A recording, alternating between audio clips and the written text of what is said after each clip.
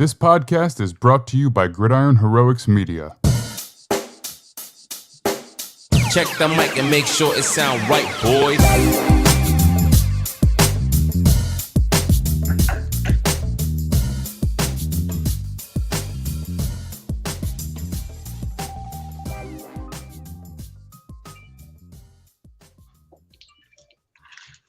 Welcome, one and all, to the Gridiron Heroics Football Show. I'm Max Dean. You can find me on Twitter at @TheMaxDean. And today I am joined once again by my Monday counterparts. We have Kyron Samuels, former AFL offensive lineman, Division I offensive lineman, general good dude. And then we've got Nick Miriam, our draft analyst and scouting aficionado. Kyron, how you doing today? Doing pretty good, man. Excited to get into some playoff talk, man. Me too. I've been waiting a long time for playoff football. You know, just cleans the mess up, and you just get the best of the best, everything on the line. There's nothing like it. Nick, how are you today? You know, I'm doing well. I could never complain when you beat the Cowboys by 20 points. So, moral victory. Yeah. All right. So we are going to talk about Week 18 of the NFL. We're going to focus primarily on games that had implications for the playoffs. We will be beginning our post-mortem series this Thursday. So for everybody who feels like, well, no one's going to talk about my team anymore because they're not in the playoffs, we are, and we're starting next week. So I'm going to talk about what went wrong for those teams and, you know, a very vague early outline of what they might need to do to fix themselves. But today, we will focus on the playoffs and, of course, any coaching news that comes down the line. So we're going to kind of save coaching news for after the primary game conversations because we're probably even going to get live news as we broadcast today. So I think you know, since we teased it a little bit, I think the first place to start is the Commanders and the Cowboys, because even though there wasn't a lot of movement possible, Commanders already ruled out. This game hopefully didn't set the tone for the Cowboys, and also may have some quarterback implications for the Commanders as well. So, Kyron, I'm going to throw it to you, and you know, you can give your thoughts on this game, and you know, I know that you're not a big believer in the Cowboys going into the postseason. You made that clear before. Does this, I assume, just fortifies that opinion? Well, to clarify, I'm not a believer in Dak. I really do like the rest of the team, to be honest. Like, I love the defense. I think the strides the defense has made is actually like the bright spot of their season. I think that the back end specifically, they got some holes to fix. I think they are another guy away from being a truly dominant defense, but I like the pieces that they have. The O-line has been pretty good. I mean, especially considering all the injuries they've had. I mean, the people that they rolled out yesterday, they had Jason Peters, left tackle, the rookie Tyler Smith, left guard, Connor McGovern playing center, and then you had Martin and Smith. I mean, that's a pretty damn good offensive line. And they played fairly well yesterday. I know it was hard for them to get the run game going, but I mean, this is NFC East just slobber knocker football game. Like that's what I expected, but I didn't expect Dak to look as bad as he did, and I didn't expect him to play as much as he did. And I think that was kind of the confusing part about this entire game, and probably the biggest takeaway from the game. I'll talk about Sam Howell a little bit in a second, but I just don't understand why these guys were in the game as long as they were, especially when they weren't playing as well. I get that you may want to try to play yourself out of that, but they did the opposite. They played worse and worse and worse as the game went on, and now you have to sit with that on your mind going into playing. You have to go down to Tampa and play a top 10 defense and then play against Tom Brady in the playoffs. I didn't really see the need for it. Dak Prescott goes 14 for 37 for 128 yards, a touchdown, which was the last drive of the first half. They had a really good drive in which they got 70% of their offense on that drive. So just having that kind of gave them a little boost a little bit, but then you come out in the second half and you play completely terrible. You don't score any points. You get Dak hit a lot. He only took one sack, but he took a lot of hits, and it just didn't really make a lot of sense. So on the Cowboy side, I don't really understand that angle. And then on the Commander side, you have to like what you saw from Sam Howell yesterday. He went 11 for 19, 161 yards, touchdown, and an interception. But you have to like the tools you saw. You have to like some of the stuff that he did off platform, making extended plays and throwing the deep ball. He threw a couple of deep balls that just blew me away. I mean, I wasn't shocked by his arm strength. He had one of the best arms in the draft last year. But the ball placement, anticipation, a lot of stuff that looked like a guy beyond somebody playing in his first actual NFL action. So, got to be a lot to love there. Who knows what they're going to do in quarterback going in the future? You would assume they'll bring in a veteran guy, but you have to love what you saw from Sam Howell. And those are probably my biggest takeaways from the game. The ineptitude on the Cowboys side from coach's standpoint, which is just silly to me to risk the injuries before you already have your team locked up. And then what I like from Sam Howell on the other side for the Commanders. So interesting going into the Cowboys game at the Bucks, which will be a Monday night. I didn't know they were doing the Monday night game. So kind of cool to see a playoff Monday night game. Yeah. Nick, you look like you're having technical difficulties. Yeah, I good figured there? it out.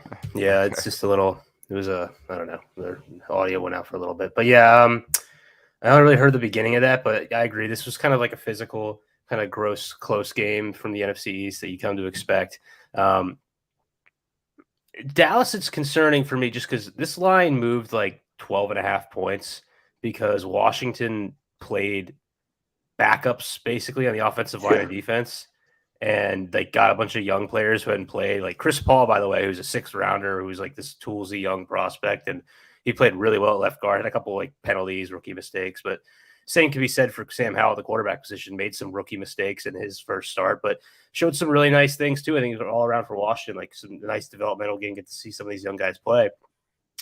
I hate to glean too much from one game. I don't think, it's always the best to just like say, hey, Dallas played this poorly. Like this is who they are. It's not, but this is kind of why Dak is in the Stafford realm and not the Mahomes realm of quarterbacks. Is like, he is capable of these games where he just is awful, quite frankly. Like it was on him. There were a lot of misses in this game that were bad. I mean, he 14 of 37. Like I honestly think when a quarterback throws that many incompletions, like it's usually pretty telling how inaccurate they were that game. The only quarterbacks that normally do that type of thing are like Carson Wentz. And, when Jalen Hurts was like early in his career, you would see some of that. Like that, you have to like really have a poor completion percentage for it to show your accuracy to show in that number, I feel like. And it was bad. And, I don't expect that you'll see that from them in the playoffs against Tampa, but this is a team that's already kind of shut them down offensively. Last time they played like this on offense was Tampa week 1.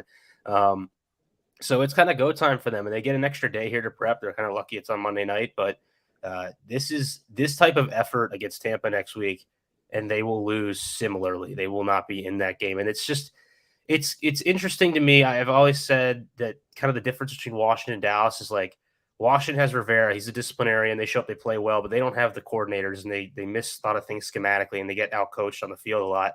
Dallas has the coordinators. Like they're well coached. Dan Quinn's great on defense. Kellen Moore is he's a good offensive coordinator. I don't think he's the best in the league, but he's pretty good. I'm a little concerned about Mike McCarthy's ability to get these guys to play hard every week. And you saw it this week in a game where they had everything to play for and Washington had nothing to play for. They came out flat and they got punched in the mouth. Yeah, no, so I don't think they'll be this bad next week, but I'm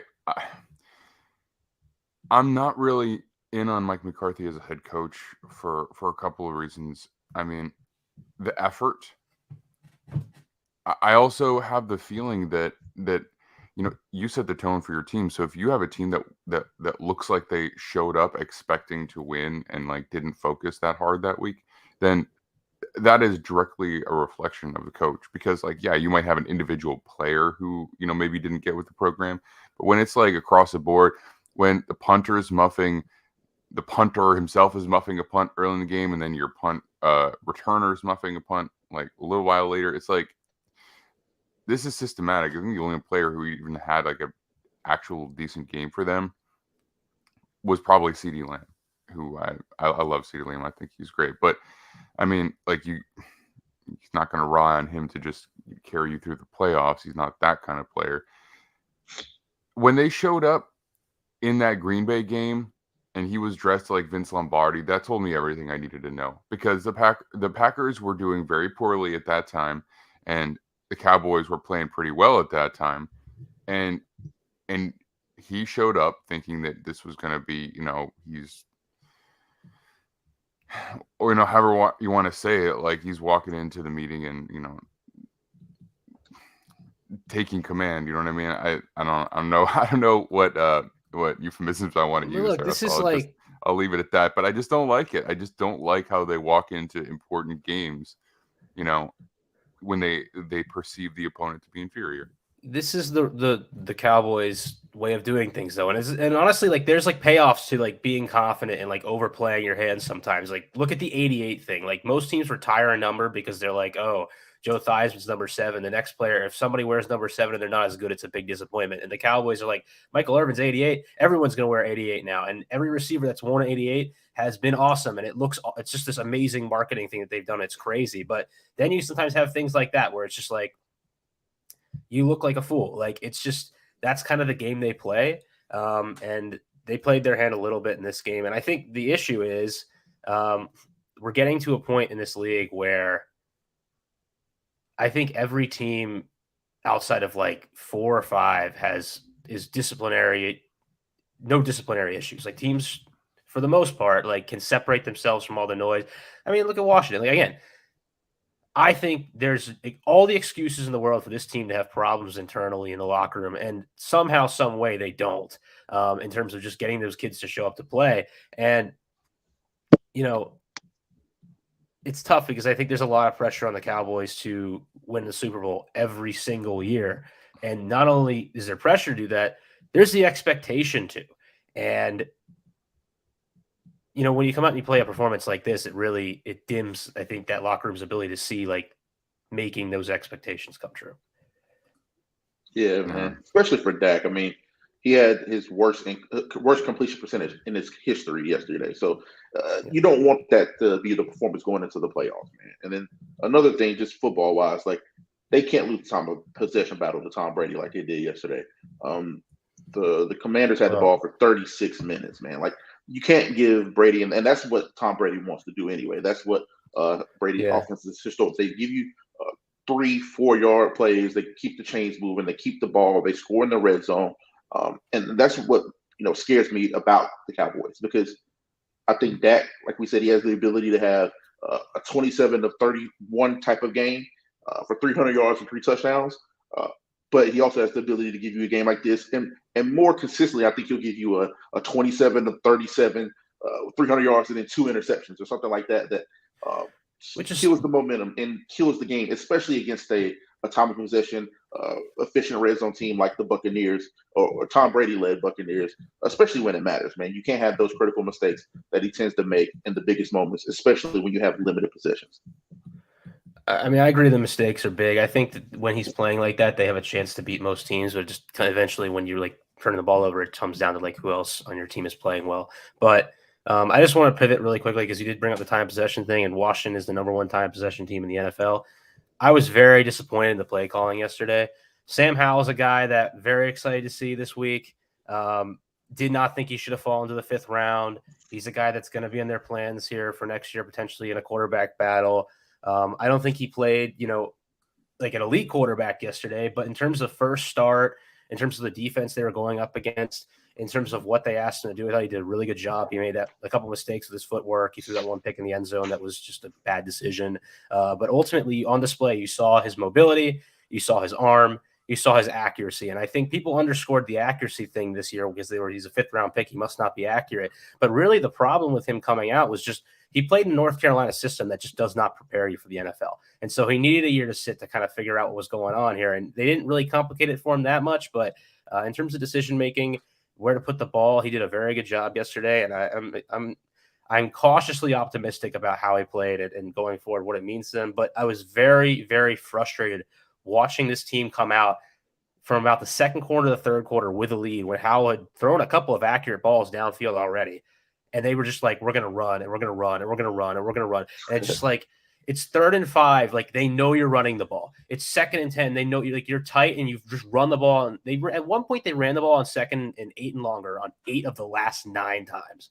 It was like, they know you're running it. Like you're just setting your quarterback up for 3rd and longs. And it was extremely frustrating when you think you're protecting your quarterback who's young, but in reality, like you're first of all, just not even giving him reps. And second of all, you're setting him up for having to make these downfield throws in 3rd down, which he eventually did.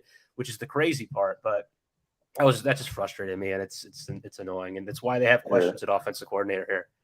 I feel you. I think the biggest thing though is like that win was really big for that coaching staff. Like 8-1 looks a lot better than 7-9. I mean, it's just especially spanking the Cowboys in the big moment. So I understand it being conservative just from that viewpoint because you want to limit, like you said, third and longs aren't ideal, but when you have a cushion, we have a lead, and when your defense is playing as well as they were, I understand it from that point. So from an evaluation standpoint, you're 1,000% correct, but those guys' jobs are at stake, man. Look at it's going also 8-1 in that division. It's just that's a big thing to hang your hat on, really.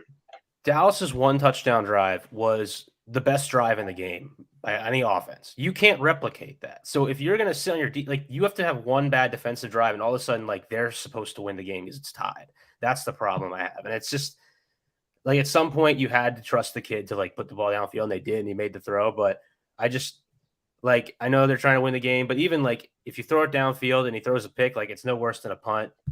I just, I think you have to take a chance at some point. And I think as much as they're trying to win that game, I think they also really had an invested interest in not having the kid make mistakes. And I just, Well, I mean, I think the one thing is you can understand it from both viewpoints, but if you do go into a game and you make it obvious you're not being aggressive on first down, then a defense can just play you a certain way, and it actually makes it more challenging for the quarterback. That's just my opinion.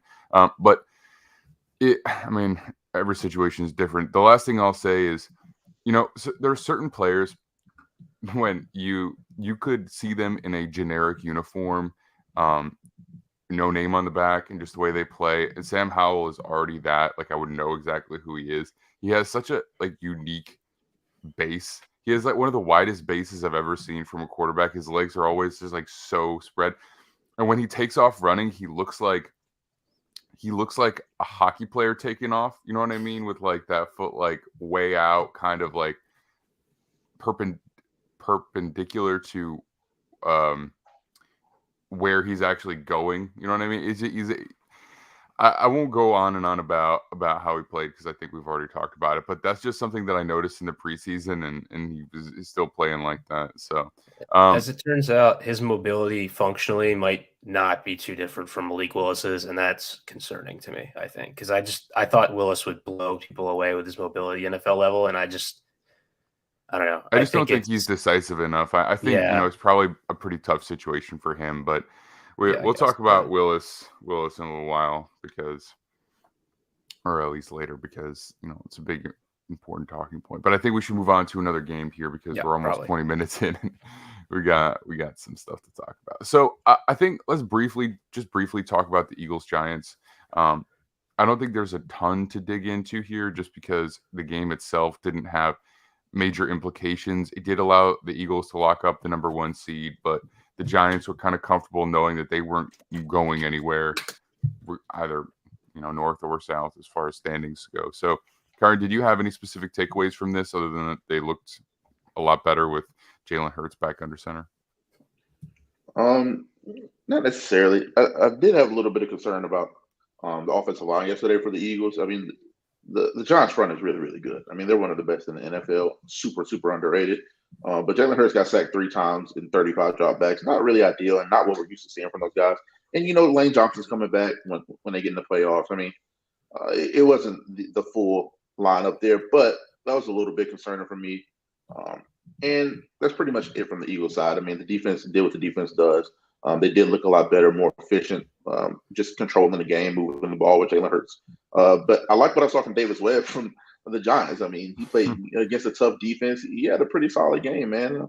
He had over 200 total yards and a touchdown, or 2 touchdowns, and that rushing touchdown at the end, they kind of bring the game close. I mean, they kicked an onside kick. If they recover that onside kick, they have a chance to go win that ball game. So it was just hilarious how most of the time the games in the NFL end up being very close. I mean, the Eagles pretty much dominated that game for 3.5 quarters, and then at the end of the game, there's a chance for the Giants to recover a kick and go win the game. So I like what I saw from Davis Webb. I'm not going to take it too seriously. I mean, it was end of the game, week 18, against not a bunch, but against some backups, and not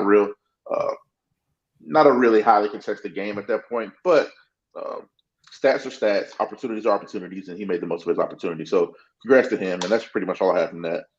Excited to watch the Eagles play and the Giants play because I think the Giants are going to upset the Vikings. We'll get to that later. I'm excited about them too. Kind of agree with you on that one. Saquon's Although I think it's going to be kind of a gross playoff game, but whatever. The Eagles, this is the same thing as Dallas. Like they're playing backups, and I would even say it's a little more concerning because I think the Giants really full sent the backups, whereas Washington kept a couple of their guys in. Is Lane Johnson MVP? Like this team Lane looks Johnson so. Or Teron Armstead. Teron Armstead and Lane Johnson are 1A, 1B. Everyone was talking about Hurts being out and how much it affected them last week with Minshew. This offense looked good against a good Dallas defense 2 weeks ago with Minshew in it. Clearly, there was a drop off in terms of escapability for Minshew and Hurts in that Dallas game. And I think if Hurts plays, they probably win that game. But like last week, we saw the difference when this team goes down an offensive lineman. And I think that, one place that they've suffered from adding everywhere else on this roster is their depth on the O-line. They haven't really had any injuries there all year, which has been new for this team. They generally have some injuries, and if you needed the depth to step up and have, even in their Super Bowl year, they needed that. Halapuli Vati stepped up and played really well for them.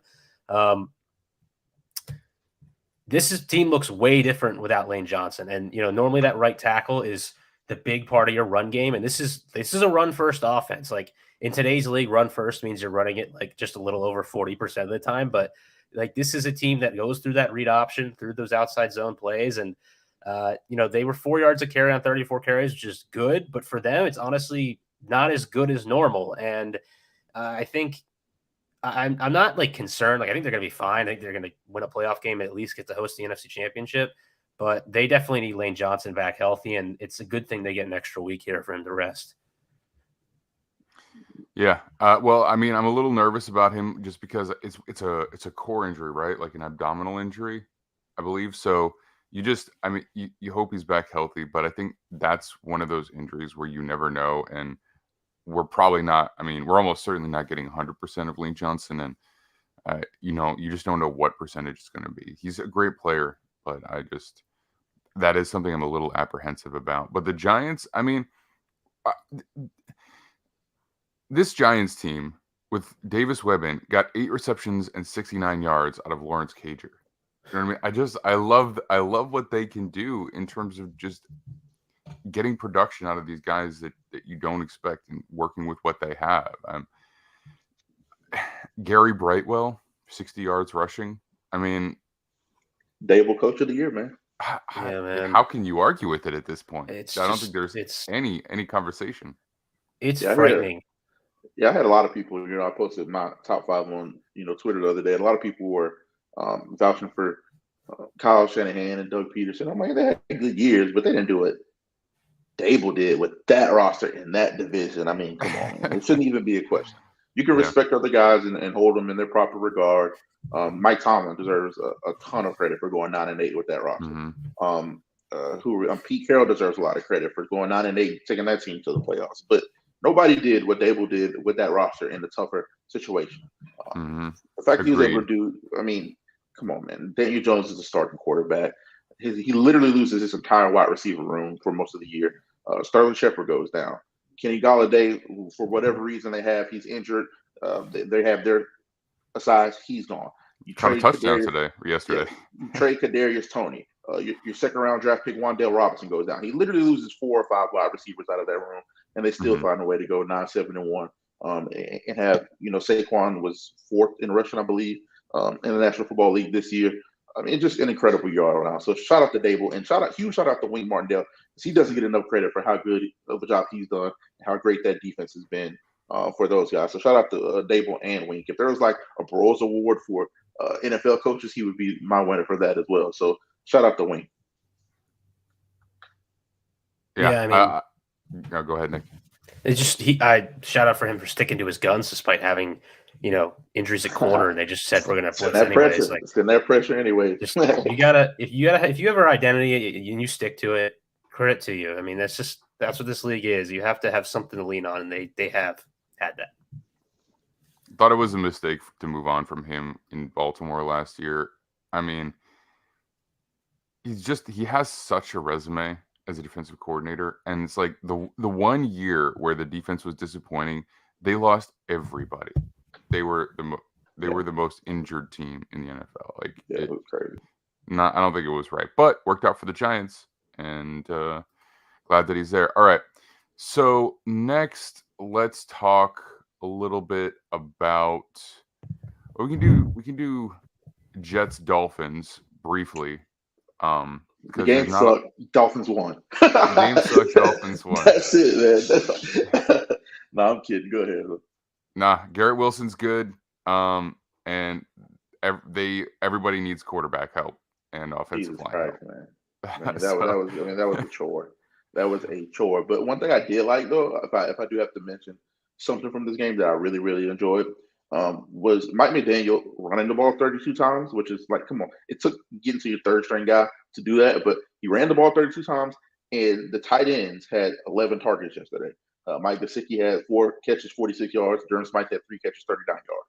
Going into next week, whoever's playing quarterback is going to be instrumental for them to get the tight ends back involved in this offense, to get the fullback back involved in this offense, getting Alec Ingold back in the flats, because nobody ever covers the flats against the Dolphins because of the speed. You have to respect the guys outside. So the flats are always wide open. Getting back to the flats, back to the tight ends, back to the run game. They were very efficient running the ball against a very good front.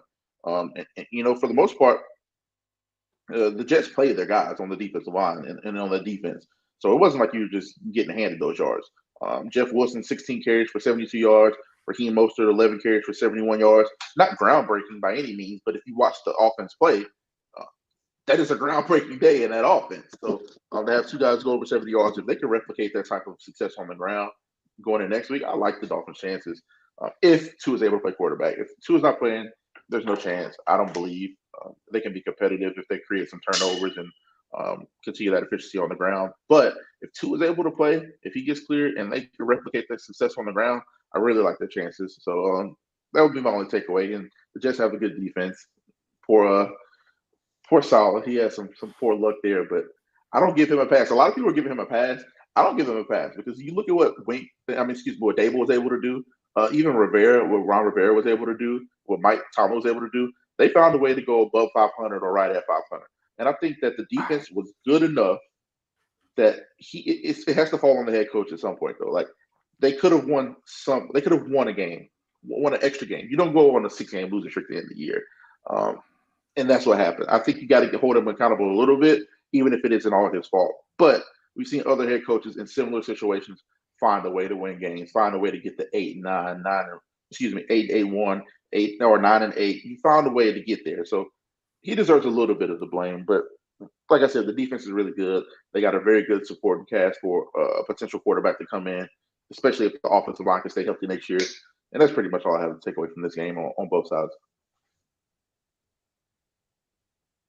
Yeah, we lost you for a sec. I'll talk until you get that figured out. Is it good?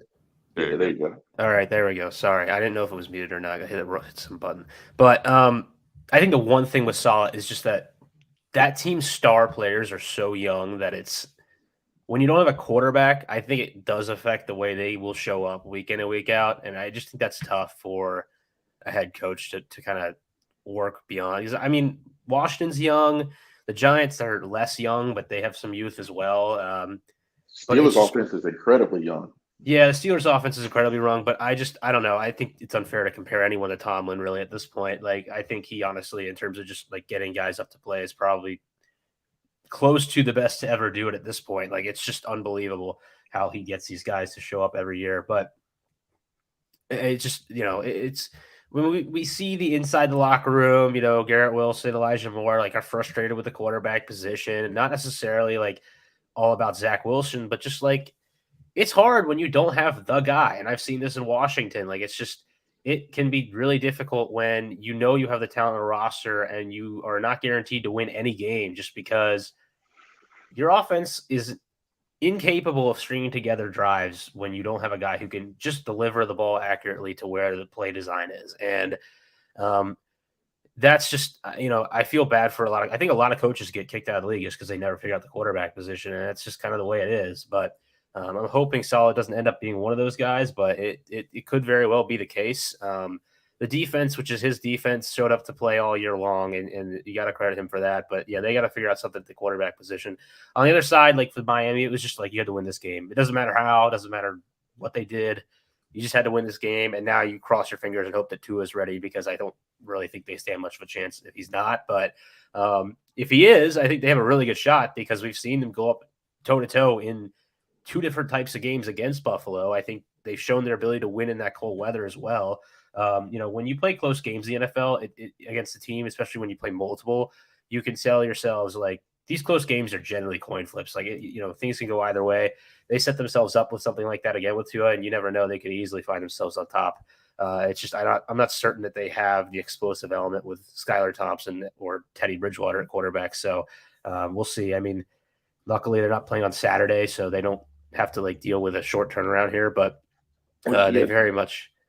Yeah, another thing I like about the Dolphins' chances if they play, if Tua is able to play, is because it's a 1 p.m. game, and they do really well in those noon kickoff games. A night game in Buffalo is a tough place to be. It's tough enough to play in Buffalo already, but playing a noon game here in my time, Central Time, would be very advantageous for them, because it kind of eliminates a lot of the weather issues if it's not a snowy, rainy day. But if you're able to get some sun out there, or even an overcast, and it's not as freezing and frigid cold, that's going to help them out a lot. And they've always done better in those noon kickoff early type games. So I think that would be a huge benefit if Tua. This is all contingent on Tua being able to play. And I think I heard at their line, like they're 11-point underdogs right now. I think you're supposed, like, I'm not a betting guy, but like get on these lines early. That's the one thing I know. I would be betting Miami right now, because if you're playing to like if Tua actually starts, that line's going to shrink to 7, or something like that. And it's just like that's like. Very and easy love him or hate him, and most people love him, but Josh Allen he'll give you a couple turnovers and give you a chance to stay in the game. So the 11 is kind of wild to me in a playoff game. But like you said, if Skylar Thompson's the one that's starting, you kind of you kind of understand it a little bit more then. But we'll see more in the coming days. I think if it is Skylar Thompson playing, you can comfortably take the Bills to cover that. But again, without knowing now, I think the spread could honestly be larger if they were certain it was going to be him. But as far as the Dolphins go, I have nothing else to say except that they just need their quarterback. And as far as the Jets go, I think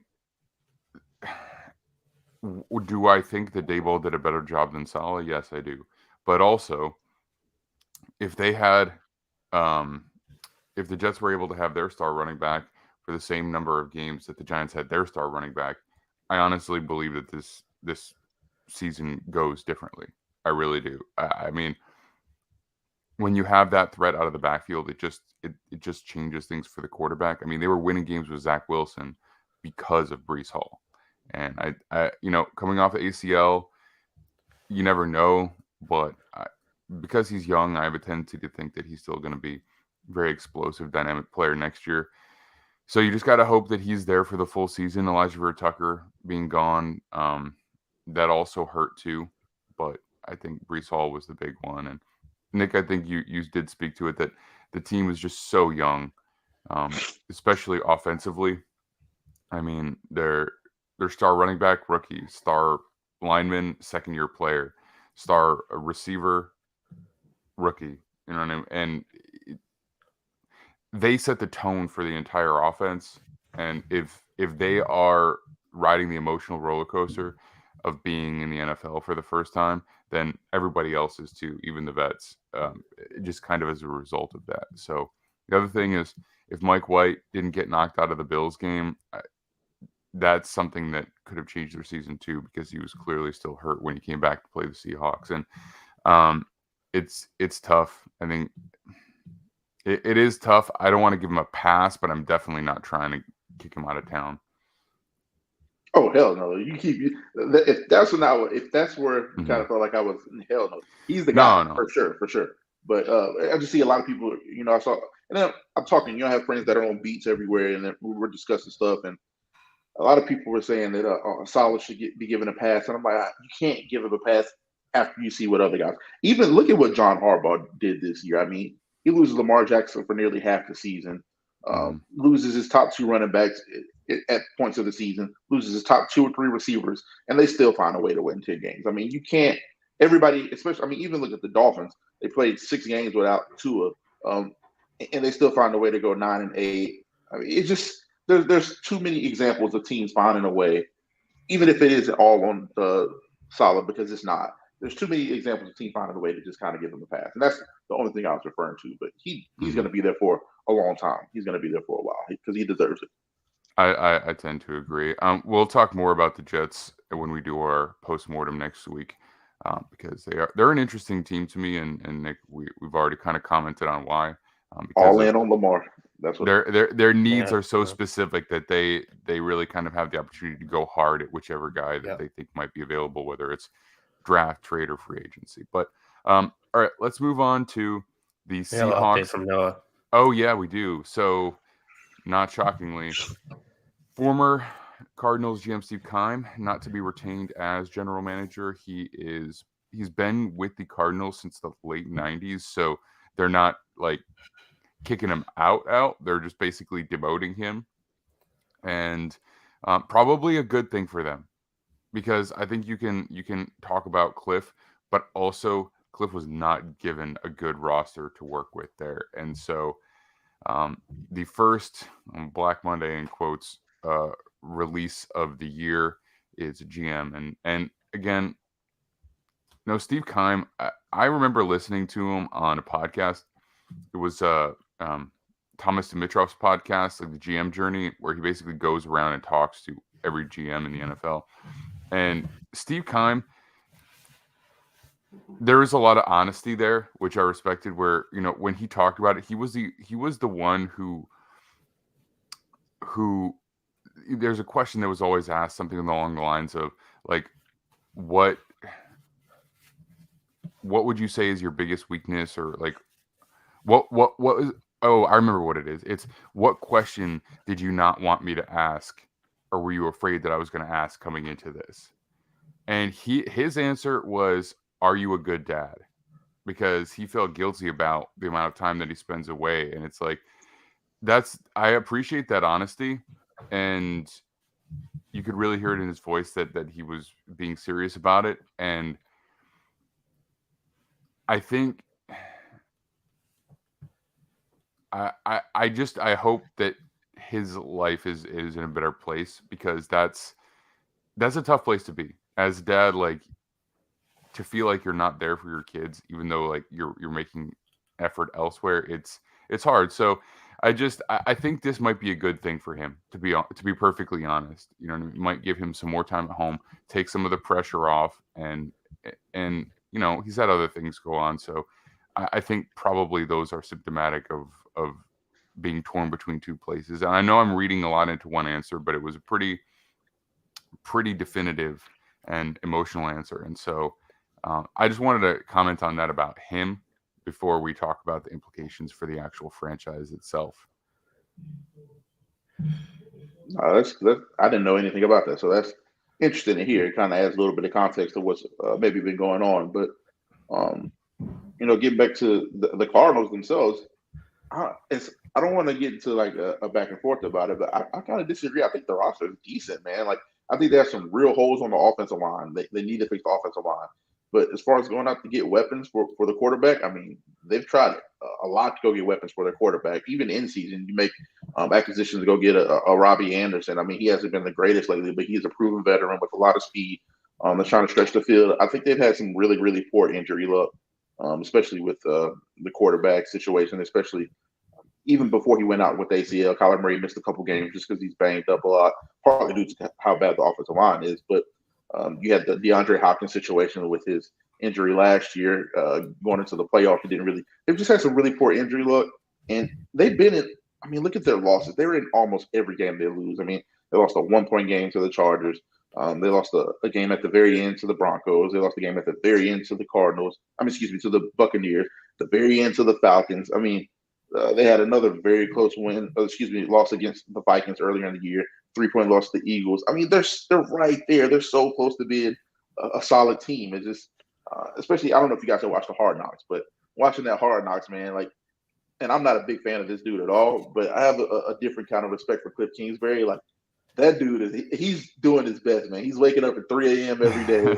He's going to lift weights in there, and then he's going to watch film, and then oh man, then his offensive line coach, he has to lose his offensive line coach mid-season and put a tight end coach, an offensive line coach. Then Kyler Murray tears his ACL. Then Brady goes Brady and ends their playoff hopes. And then you lose a heartbreaker field goal to the Falcons last week. I mean, he had a run of bad luck, man. And I feel pretty bad for the guy. But I don't think that they're not a talented roster. I think that, they made the playoffs last year. They had a chance to make the playoffs this year. They were in games with very good, high-level teams. I don't know. I think they're just too top-heavy. I think they're too top-heavy, Yes. and based on the draft picks that they've had at their disposal and the resources that they've had, they have not. Sure, they've gone out and got playmakers, but like, if you don't, I mean, Kyron, you know better than anybody. If you don't address the offensive line, if you just ignore it, pretend it doesn't exist, terrible.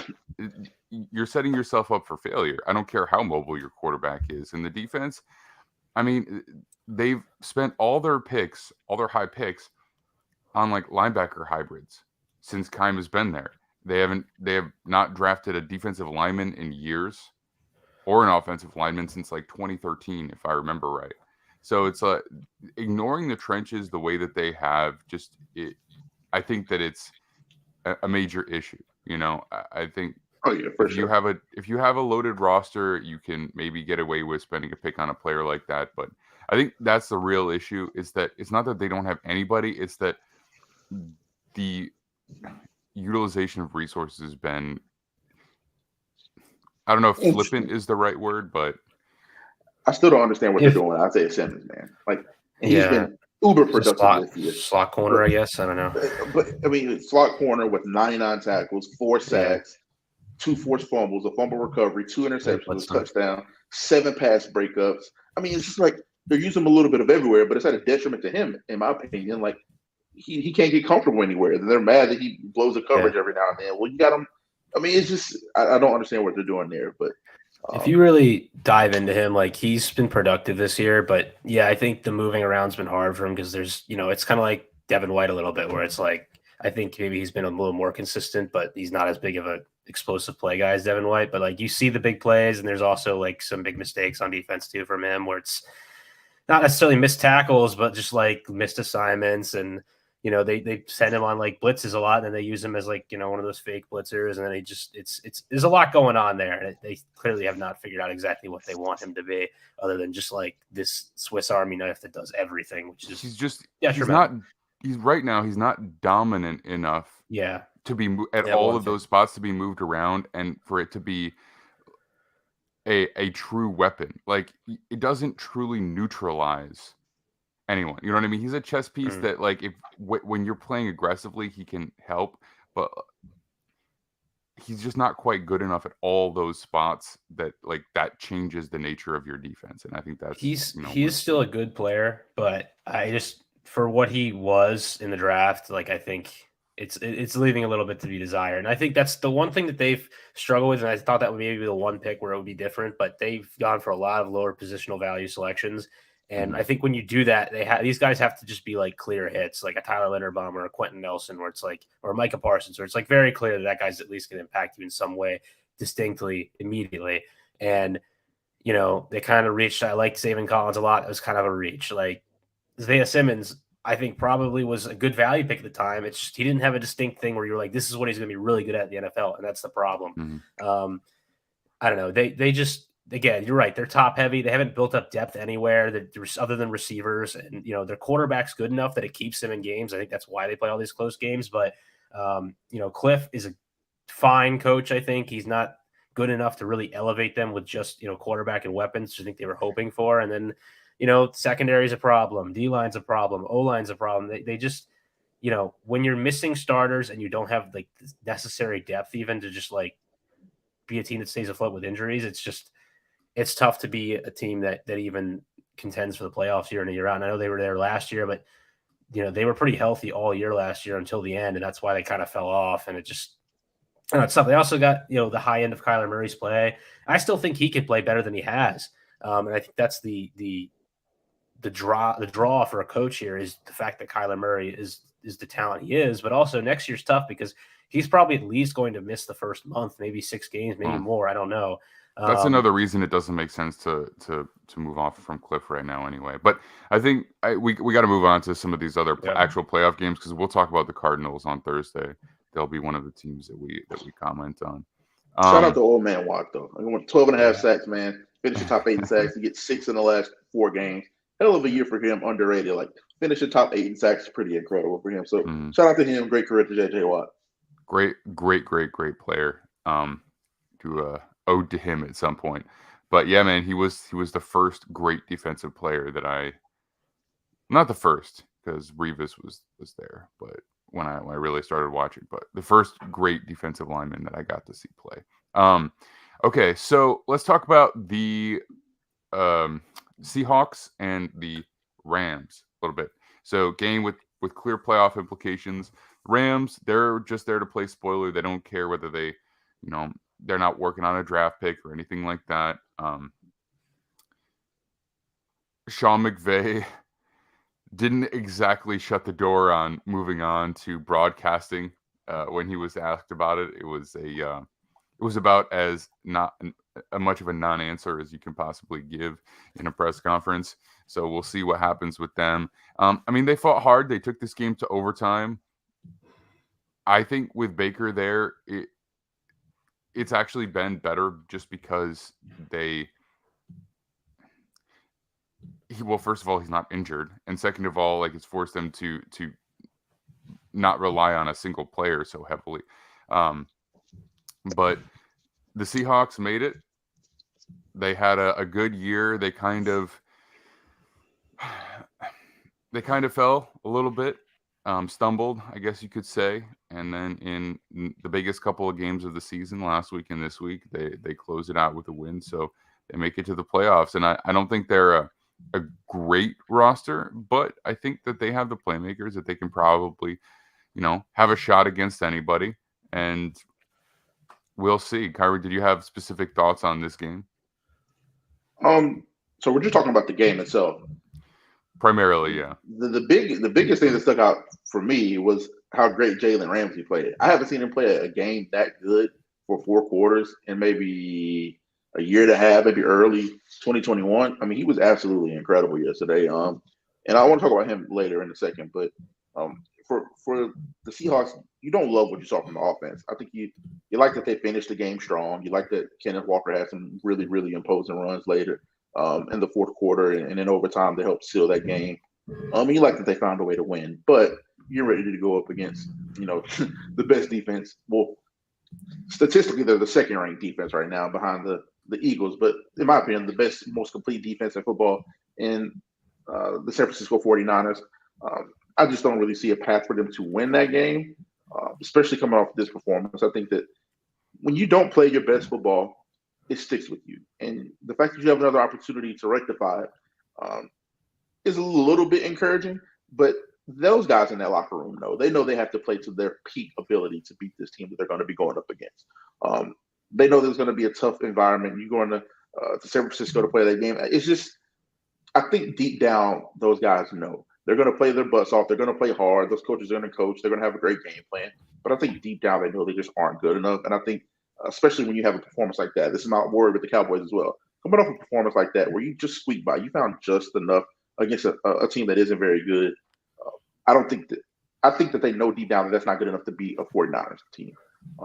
So I'm not really too encouraged for them, but as far as the overall view, congratulations to Pete Carroll, because a hell of a turnaround. You trade your franchise quarterback that's been there for a decade. You had some injuries. You lose Jamal Adams. I think was that week 1, I believe, or was it preseason? It was really early in the year. So you lose an All-Pro on your defense. You have some other injuries, and a lot of your young guys stepped up. Geno Smith had an incredible year. DK and Lockett played very well. The offensive line grew into its own. Still some work to do there, but they grew into their own over the course of the season. So overall, this season should be viewed as nothing but a success for the Seahawks. But playoff-wise, I don't really see a path for them. And after you guys are done, I want to give Jalen Ramsey his love, but that's all I have for that game specifically.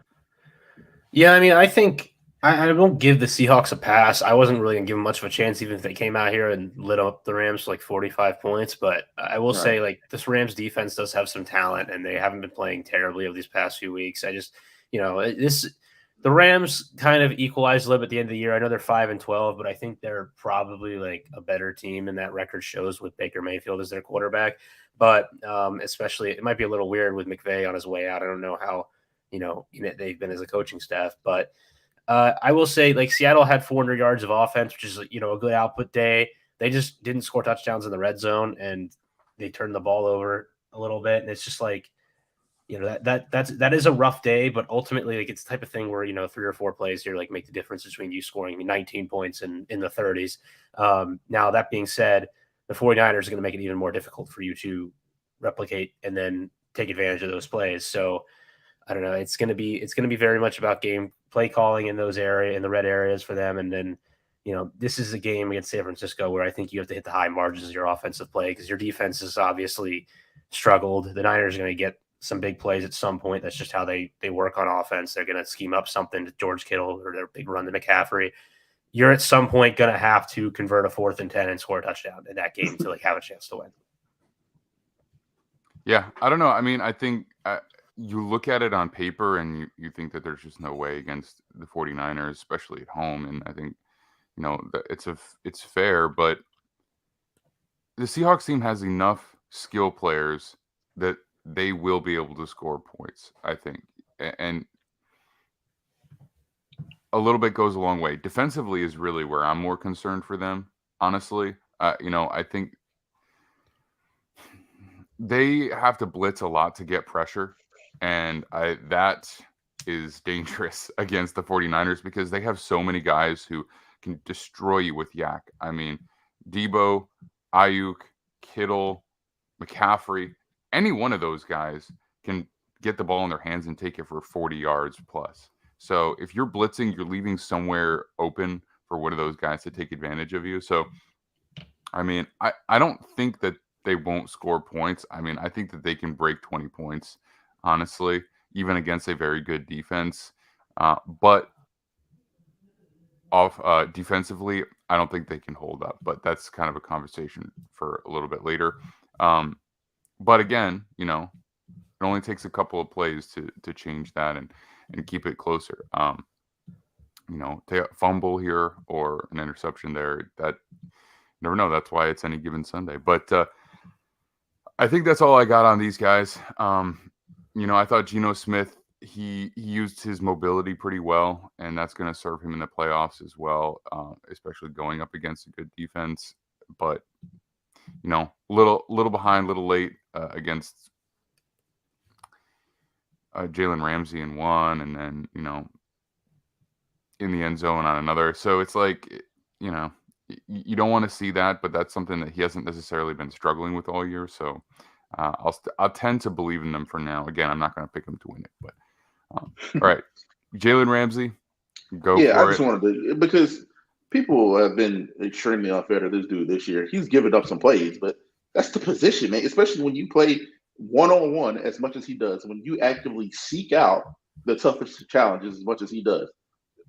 Going back to how, like, that Raiders game, to be specific, he gave up a couple of plays to Devontae Adams, the best receiver in the NFL, in my opinion, in one-on-one situations where he had perfect coverage. It was just a better throw and an even better catch. Like, people have just fantasy football, social media clips running to get engagement, stuff like that has ruined football discourse. And it's like, I have fun with this stuff like that, but I'm not judging a player off of one clip. People will take a clip like that and be like, oh my God, Jalen Ramsey is getting cooked. No, he's not, man. He's in the hip pocket playing perfect trail technique. It just happens to be a perfect throw and an even better catch from some guys. But if you look at his body of work over the course of the season, it's really, really, really impressive. He has 88 total tackles. He has 4 tackles for loss. He has 4 interceptions. He has 3 forced fumbles. He has 1 fumble recovery. He has 2 sacks. I mean, he has 18 pass breakups, which is sole possession of second now. I mean, he's had an incredible year, arguably one of the best years of his career, if we're just talking about on-field play. And he's moved around much more than he has in years past. I mean, he played a lot in the slot this year. He's shadowed a lot of number ones throughout the course of the games. Jalen Ramsey deserves. And it's just funny to say about like a 4-time All Pro. He's going to be a Hall of Famer. He already has a Super Bowl. Like his career is already solidified. But it's just crazy how people talk about a guy over a couple clips, or some blown coverages that people don't really understand. Like when corners are playing certain coverages, that's not their responsibility if the guy gets back. There's a safety supposed to be in that part of the field, in that deep zone, in that third of the field, or what have you. People just have to understand. I don't think people really understand DB play or O-line play for the most part. And Jalen Ramsey has just been incredible this year, and I just want to give him his flowers because people have been talking crazy about him. Yeah. And I do have to say this though. He does bring a lot of it on himself because of the way he talks and the way he acts. I get that, but we're supposed corners. Exactly. We're supposed to be savvy football fans here. You're supposed to be people that know the game, understand the game. That's just a part of it. Like you said, that's just corner. It's like expecting a wide receiver not to have a little bit of a personality, a little bit of swag to them. Like that's just who they are. Well, I'm not looking forward to next year if Sauce has a mildly down year because the hype train against him is going to be wild, and I think he's going to be a good player for a pretty long time. But the volatility of the corner position doesn't lend itself to having an All-Pro season every single year. And so as soon as that happens, people are going to be ready to say 1 year wonder or whatever. But we shall see. I'm good on Jalen Ramsey. I think you guys already know my feelings on it. Same thing. Great player. Probably got at least 1 or 2 really good years left in him. But maybe longer. That safety I guess. Switch is coming. Yeah. I think the safety switch is coming, and then he'll have another 4 years good, and then he can retire now if he wants to. But I do think the safety switch is coming. It's just it's time. It's a natural progression. I think he'll be really, really good at it if you did it right now. Don't wait till you're cooked athletically to do it. Do it now. I think he could do 1 more year at corner. I think you could get 1 more good year out of him. So yeah. But all right. Play slot too. I mean, but yeah. Well, as a safety, you can kind of play all three positions. But all right. So I guess we can gloss over Chiefs Raiders because it is what it is. But the only thing that play was so disrespectful, man, and in the best way possible. They played ring around the rosy, and he's like, let's make these guys dizzy before the play and see if we can still score. And I just think that was hilarious. Like, come on, like, what are we doing? There is legitimate strategy to something like that. It's not like something you want to do every play, obviously, but it's also psychological too. Well, but it's just like you have to. I mean, they snap the ball to the running back, right? The defense has to recognize that when you pitch that ball, like you're pitching it back to the QB and he's going to throw, and it's just there is like a very quick instance there. Like there's like a beat where they have to get lined up and figure out what the heck is going on. So it's kind of like there's something there, right? But this is why I love the NFL. I think it's just we're seeing this offensive creativity thing go to the end of the earth, and Andy Reid is so all in on it that he's like letting his players scheme up stuff. And I think we see like stuff with the Lions, where they're taking stuff from rugby now, and it's just like I don't know. It's very cool to see those kind of things. It's why I think offensive coordinators you can tell like which guys are actually like really putting in the effort to scheme up yards and who isn't. And in that case, that's like. Maybe not something you want to run every week, but it worked, like I think we have this idea that you do something crazy like that and it doesn't have some sort of like, it's so crazy that it's not worth even trying. And it's like, anything you put on tape, you force people to prepare for. And that's always a good thing, especially offensively. The more time and effort you make the defense put into studying something that you probably are not even going to use, that's an advantage. And Andy Reid's always been really good at that. The Bills are like sitting right now. And they're like, do we even prepare for this? Like they're going to spend like 15 minutes on that. And the Chiefs are going to be like, that's 15 minutes better. Like we did it. Yep, exactly. All right. I don't think we'll talk about the Raiders next week, or on Thursday. Chiefs, Chiefs are the Chiefs, number 1 seed, shocker. Patrick Mahomes, probably the MVP. Not a shocker. For me, Kadarius touches. That's huge. The more Kadarius touches, the better they are. I kind of feel similarly with the Browns and Steelers. It's not that I want to gloss over it, but ultimately neither are making the playoffs, even though the Steelers did put a solid performance out there, especially coming down, being behind earlier in the game. I want to give them their credit, but at the same time, since neither of them ultimately did make it, I'll give you guys a sec if you want to say something, but otherwise we'll move on to another game with more implications. I don't really have too much to say there. Yeah, other than I think Kenny Pickett was the correct pick at 20. That's it. Agreed. I like Kenny. And shout out to Najee. A lot of people were talking crazy about Najee earlier in the year, and then he finishes with 1,300 all-purpose yards, 13 touchdowns. And he essentially missed 2 or 3 games because he dressed out, played a series or 2, and then came out with 2 or 3 games. I know the Tampa game, he was really banged up too. He played the first half of the season pretty banged up and finished the season very, very well. So shout out to him. Yeah, no, agreed. They're an interesting draft team because I don't feel like they actually have that many holes. So it's funny, you get maybe they can use some line up. Use small line help, they can use another DB. Other than that, they don't have very many holes, quote unquote. The edges are great, the interior is great, the linebackers have played well this year. So they're a tricky team to eval as far as where we see they just need a legit left tackle, I think, and Pickens, everything else they can work on. They need Pickens to make a jump here and be more consistent. I think that's all. He's really good. You see the flashes, but it's just not down in, down out yet. And that I expect that will happen, but it's just that's important for them. Yeah. I'm encouraged by he finished the year though. There was a little in the middle course of the season. There was definitely a lull there, and I think a lot of that is just QB play and everybody's figuring out. But last month of the season, last 5-6 weeks, he played pretty damn well. So I do agree with you. I think the jump's coming for him. I think by rookie standards, we've gotten a little used to seeing some of these guys perform exceptionally well, but it was a good rookie year for George Pickens. I mean, you draft these guys for year, we say this over and over again. Draft these guys for year 2, right? So the important year for him is next year, right? That's the he passed his first year. He did exactly what you want him to do. If this team wants to win 12 games, they need a legit wide receiver 1 because I don't think their offensive line is going to take this huge jump no matter who they add next year. They need a guy that they can throw those go balls to, 2-step go balls. And he's that guy. It's just your 2 projection for this guy is he could be a 6'9" wide receiver, which means a starting top tier wide receiver out of rookie, Pro Bowl level player.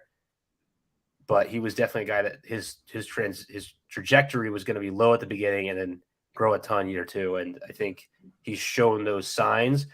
It's just this is the gamble you take. You feel good about it because you drafted the guy. But you need him to attack the offseason aggressively. You know what I mean? I think without knowing too much about the individual, there were also questions about attitude, mentality, not. And again, it's just when they're away from the building, you just don't know how seriously they're taking training. He's such an incredibly gifted athlete that he might be a guy that's always just been able to walk into training camp and then be good. So it's speculation. But you just hope that that's how he approaches it. Lots of study because that's what's going to result in consistency instead of just flashes next year. It's a really good division. All right. Yes. Okay. So keeping it in the division, let's talk Ravens and Bengals. I mean, in terms of what we saw from Ravens, they don't have their guy in, and I think that they do plan on having him next week. But it's hard not to be high on the Bengals. I think the one thing I do worry about is that they didn't really get much going in the run game at all, and I think you just want to make sure that you are multifaceted. And yeah, I would rather have the ball in Joe Burrow's hands generally, but this would have been a good game to kind of try and establish the run, especially against a fairly good rushing defense. So it's dual-sided because of the accuracy and consistency of Burrow, but at the same time, it would have been nice to kind of see that on tape going right into the playoffs. But other than that, great offense and pretty good defense. And I'm kind of surprised that they got how many yards? 200 some yards out of Anthony Brown, 286 yards out of Anthony Brown. So threw the ball 44 times, which is insane. What are we doing here? I'm not a believer in the Bengals at all. I do have to give them credit for their success this year, though. I didn't think that they were going to go 12-4. I thought they'd be right around the middle of the road, 8-8. Excuse me, 8-9, 9-8. That's where I had them this year, and I think they overperformed a little bit. There's still a lot of holes on this team. They've been really good at finding a way to exploit the other team's biggest weakness, and I think that's you got to give a lot of credit to the coaching staff. Even though I think that Zach Taylor's still very questionable game management wise, their game plans have been very good on both sides of the ball. So I got to give him credit there. But if Lamar's playing like it looks like he is, the the Ravens have had the Bengals number when Lamar's playing quarterback. So I like the matchup, to be honest. And I think the Ravens like the matchup as well, which is why they rested as many guys as they did. They're like, hey, we're all in on next week. We're going to get all our guys healthy, and we're going to come back up here. We're going to win. I think that's the mindset for that team. And I actually, if I'm a bet man, and I'm going to bet on the Baltimore Ravens next week. So I think the Baltimore Ravens are going to go up there and get it done, man. I think that they're just a little bit more balanced when Lamar's playing, and I think the defense is that good. They'll be able to be okay. The defense actually played really well yesterday, especially for getting 2 turnovers in a minus territory. You're backed up against the Bengals. They had a couple of drives extended by some silly penalties and everything. So I like the Ravens against the Bengals, and if the Bengals win, they keep proving me wrong, then I have to just shut up at some point. But we ain't there yet. Nah, I'm a believer in the Bengals because I'm a big Joe Burrow believer.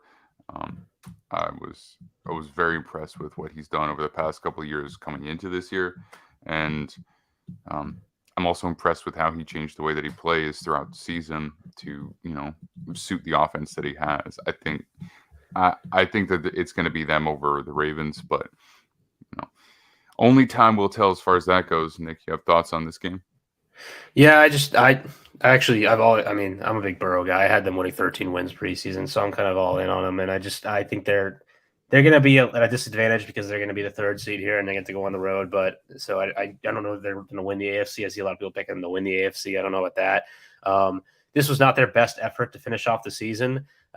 They were able to get 4 turnovers out of the Ravens because Anthony Brown threw it so many times, and they really still only won this game by like 11 points. I'd expect against a 24-year-old rookie that you would figure out a way to win this game going away more than that. They didn't have the best day offensively, and that the Ravens defense is good, but this was not like, I think they need to just kind of like ball this one up, throw it away, and get ready for next week. They get Baltimore again, and we'll see what Lamar looks like. I think he's going to be limited mobility wise, but I think they at least feel comfortable they're going to win a playoff game. That Bills game, if it comes next week, is going to be very interesting because I think both those teams have shown ability to play not their best at times, and then also at their best look like they can beat anybody. So that's going to be a big one. All right. Yeah, I don't know. I believe in the Bengals. I tend to lean that way for the playoffs, but at least in terms of the Ravens matchup. What else do we have here that I just wanted to comment on? Again, another one that I don't think we have to spend any time on, Cardinals and 49ers. I mean, I don't think that we saw anything unexpected in any way, shape, or form. And but I do want to say how hilarious it was, the ending of the Colts and Texans game yesterday. That was like the funniest thing I've seen in a long time, man. You kind of read my mind there because that was before the final game I want to talk about.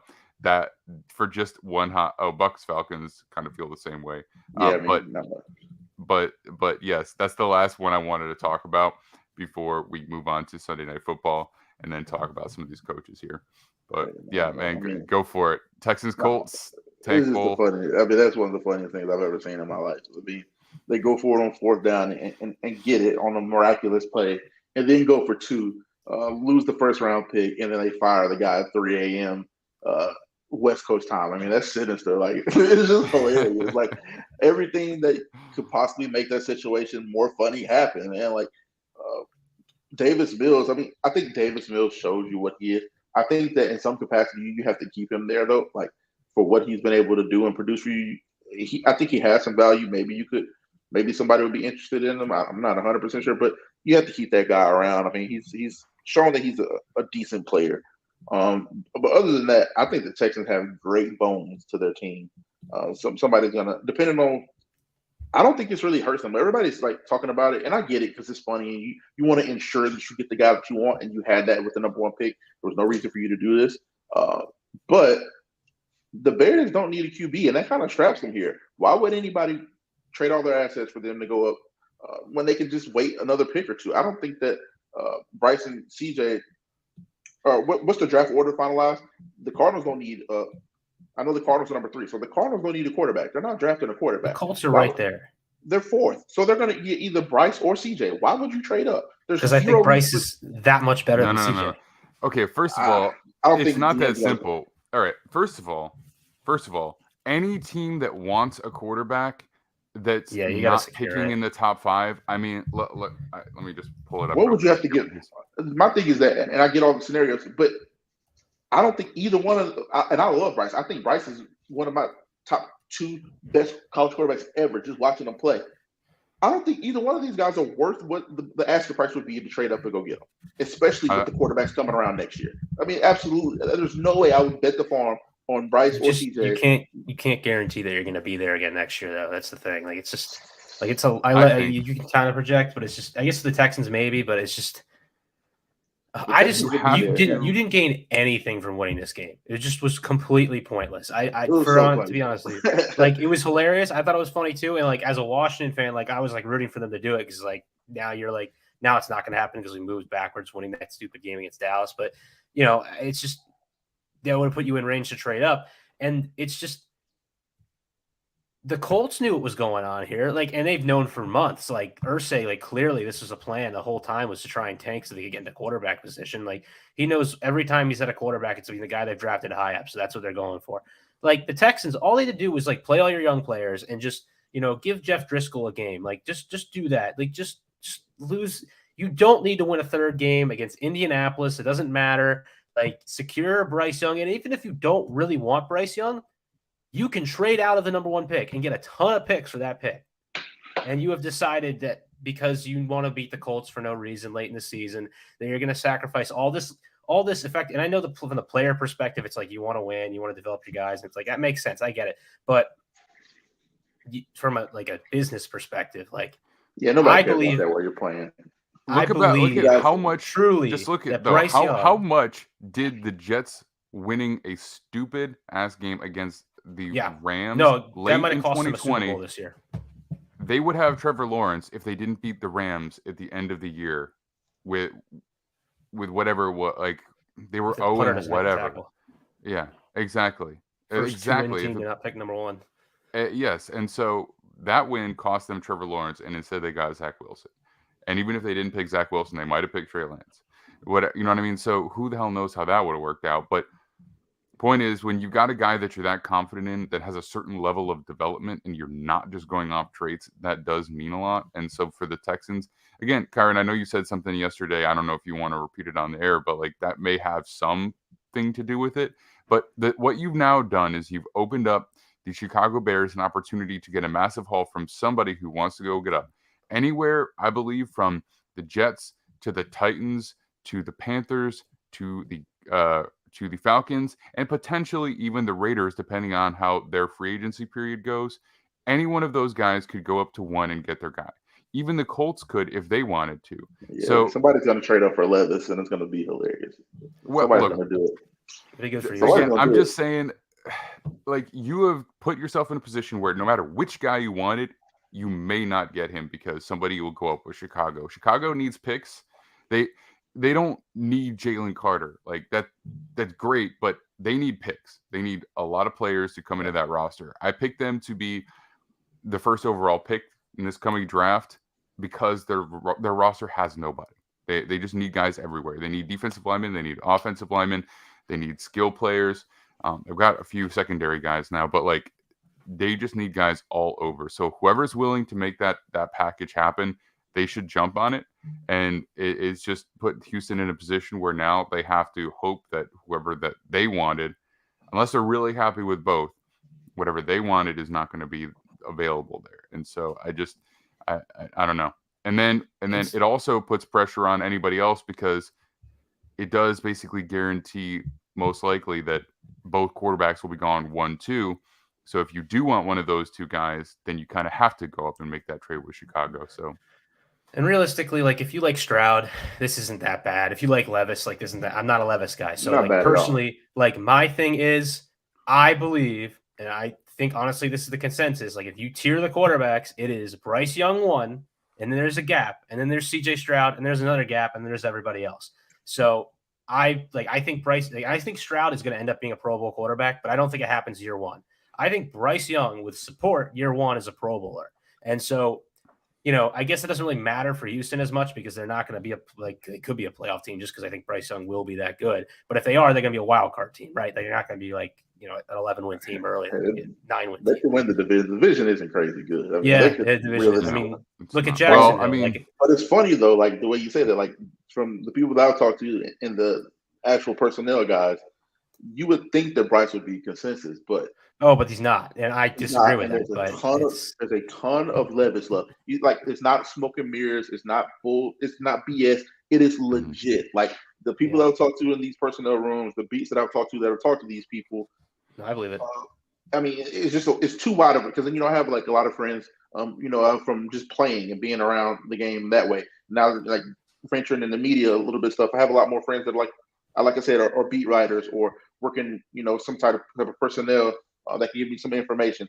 It's too wide. It's too wide of an array of people that have no communication at all that are all saying the Levis stuff. So it's just like blows my mind. But it's like it doesn't blow my mind because especially a lot of the older guys, they are really all in on the big, strong athletes.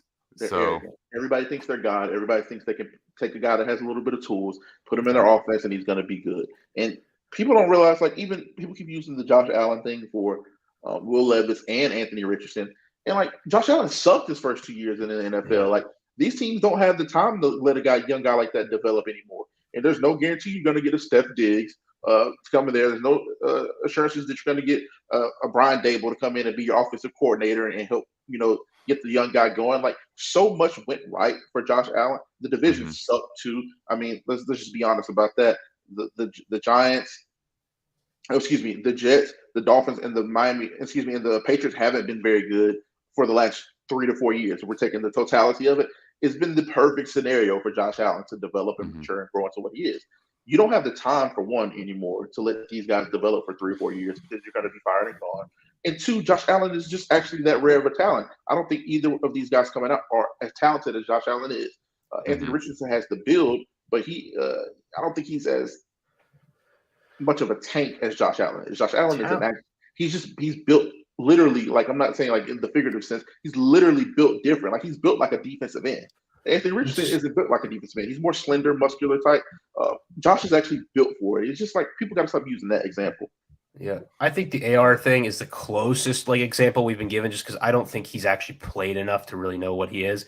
Like he could be like an elite Pro Bowl tight end, and we just don't know it. Like I don't know what Anthony Richardson is yet. But Josh Allen was I reiterate this every time with Josh Allen, basketball player, played at Wyoming, didn't get any offers, didn't have NFL head coaching or any really good quarterback coaching until the NFL. We have now done this with Malik Willis, who played at a giant Atlanta high school and probably had some of the best high school coaching you could have, was at Auburn and didn't stick around. He couldn't play at Auburn and ended up at Liberty, which also has a pretty good coaching staff. Yeah, I mean, Hugh Freeze is pretty good coach. Who's the guy this year? Will Levis, couldn't beat out Sean Clifford at Penn State, and he's in year 5 at Kentucky, which also has a pro style offense and has developed some other players there. It's an SEC school. They have. I mean, they're not the best SEC school for football. They're decent. The thought that Will Levis has been around a lot of talent is complete BS. The O-line was bad, but the O-line was bad this year. Last year, though, even with they had a really good offensive line last year. Yes, and they've had a ton of skill guys. Chris Rodriguez is a sleeper running back for me, and somebody's going to be incredibly happy with Chris Rodriguez in the 3rd or 4th round this year. He's kind of like Tyler Algier was for me last year. People were sleeping on that guy. Barryon Brown, Tavion. I mean, they have a lot of talent around him. And even though the offensive line wasn't great in college, I believe that your skill set, and your talent should be enough to overcome that most of the time. And I don't think Will Levis was even close to that this year. I don't think he was good enough in SEC last year. If he was a little bit better last year, they go from a 10-win team to maybe an 11-12 win team. They were that talented last year, and those games were that close. I think he was good last year, but I thought when I watched him last year, I was like, this is a guy that if he plays the same, he's a late first round pick. He clearly needs some decision making work. Like that, he's just raw. Like he just needs more work, and he didn't take that step. Maybe because of the pieces they didn't have there, but it just, I don't know. Like we got so south on Sam Howell after like 2 excellent years at North Carolina, and then really people said it was a bad season for him last year. He had like four bad games to start the year out, and then with all those players who left, he figured it out and played really well the rest of the year. And we tanked his stock because he's only 6 foot, and Will Levis were like, oh, we'll give him a pass because he's Carson Wentz's size. And it's just, like it's ridiculous because we're comparing him to Bryce Young, and the fact that you're like willing to compare the two guys and then like go slightly like, oh, the size though, so that's like my tiebreaker. It's like if size is the reason that's your tiebreaker, like it shouldn't be your tiebreaker at all because the difference in size is so great that you should just be like eliminating Bryce Young from your evaluation if that's your point. Like, well, I just think if Bryce Young was bigger, he would be like well, yes, I don't know if he would be like Trevor Lawrence in terms of people talking about him like as a generational prospect, but I think honestly he probably would, because the way that he played in high school to the way that he's played in college to the way that he's played with a reduced cast around him, I just feel like if you are one of the teams that has a pretty good roster right now, you should strongly consider making that move up to go get him because he's going to be cheap. And so even though you surrender some draft picks, you'll be able to retain all those guys around him for a longer period of time. So I think that should really be something that people should consider doing. But again, this is also a conversation that we will have extensively as time goes on. So before we get to the last game, Falcons defensive coordinator Dean Pease has informed players that he is retiring, which is unsurprising. It's the 3rd time, at least, I believe, that he is officially retired. So, I mean, he's getting up there. The dude is like, he's almost 80, I think. So, if not, I want to look it up.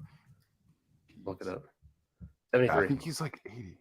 73. 73. All right. But yeah, so he's getting up there. He's this older for a coach. And I think it was a good hire by Arthur Smith to bring in a guy with that level of experience to kind of be the defensive side of the ball while they were kind of figuring things out. But I'm a little concerned about the Falcons because I just feel like they're going to go into year 3 with so much unanswered. I mean, if you're in year 3 of your rebuild and there's no clear pathway for who you are, how you're going to win, and what you want to be, I'm a little nervous about that. I know they were coming out of a very challenging situation after the way that the team was left by Thomas Dimitroff, etc.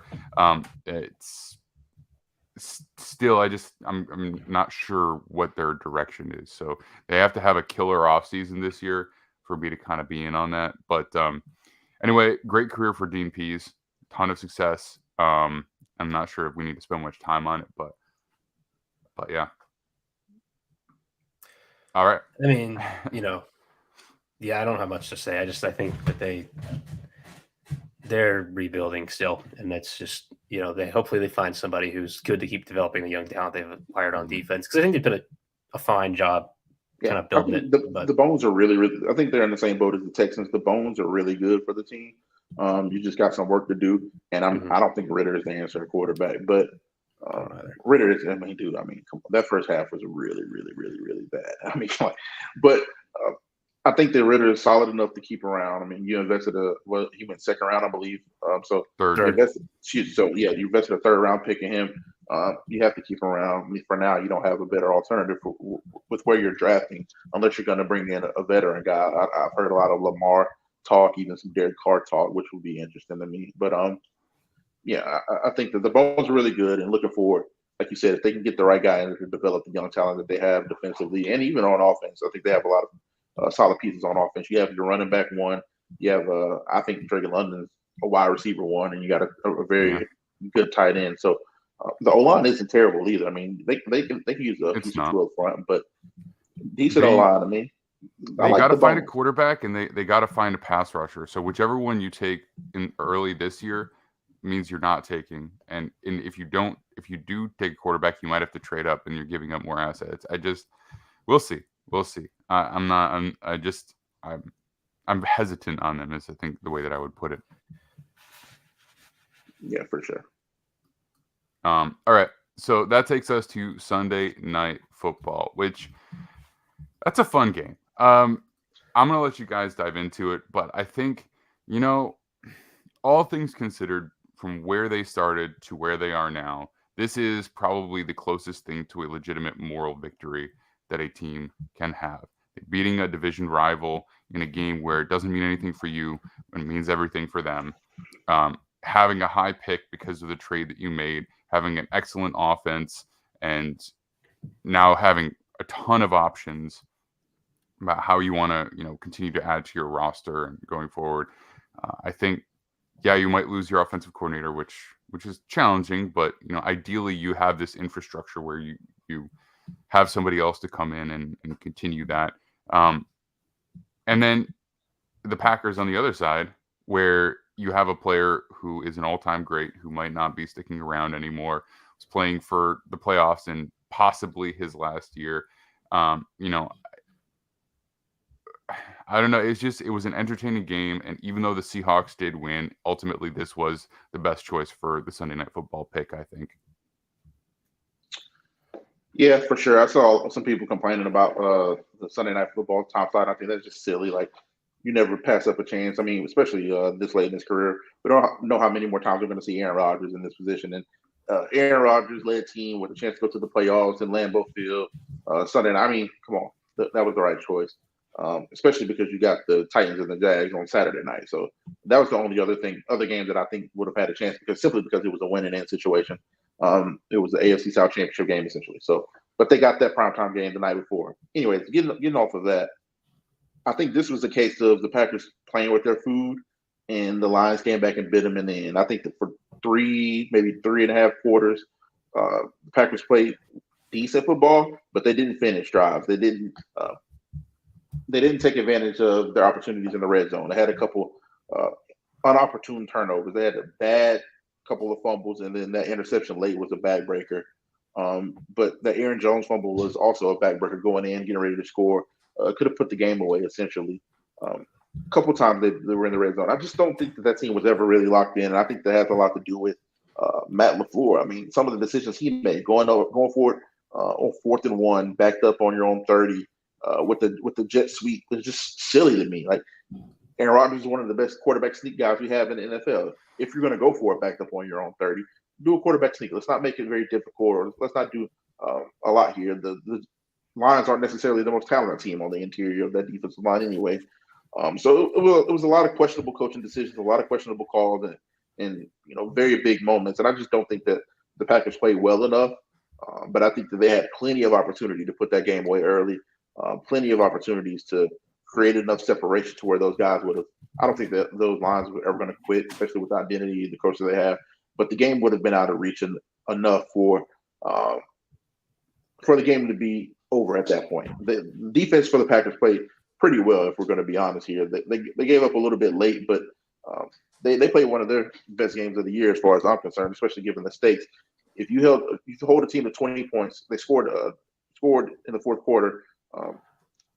You're going to expect Aaron Rodgers-led team to score enough to beat that team 9 times out of 10.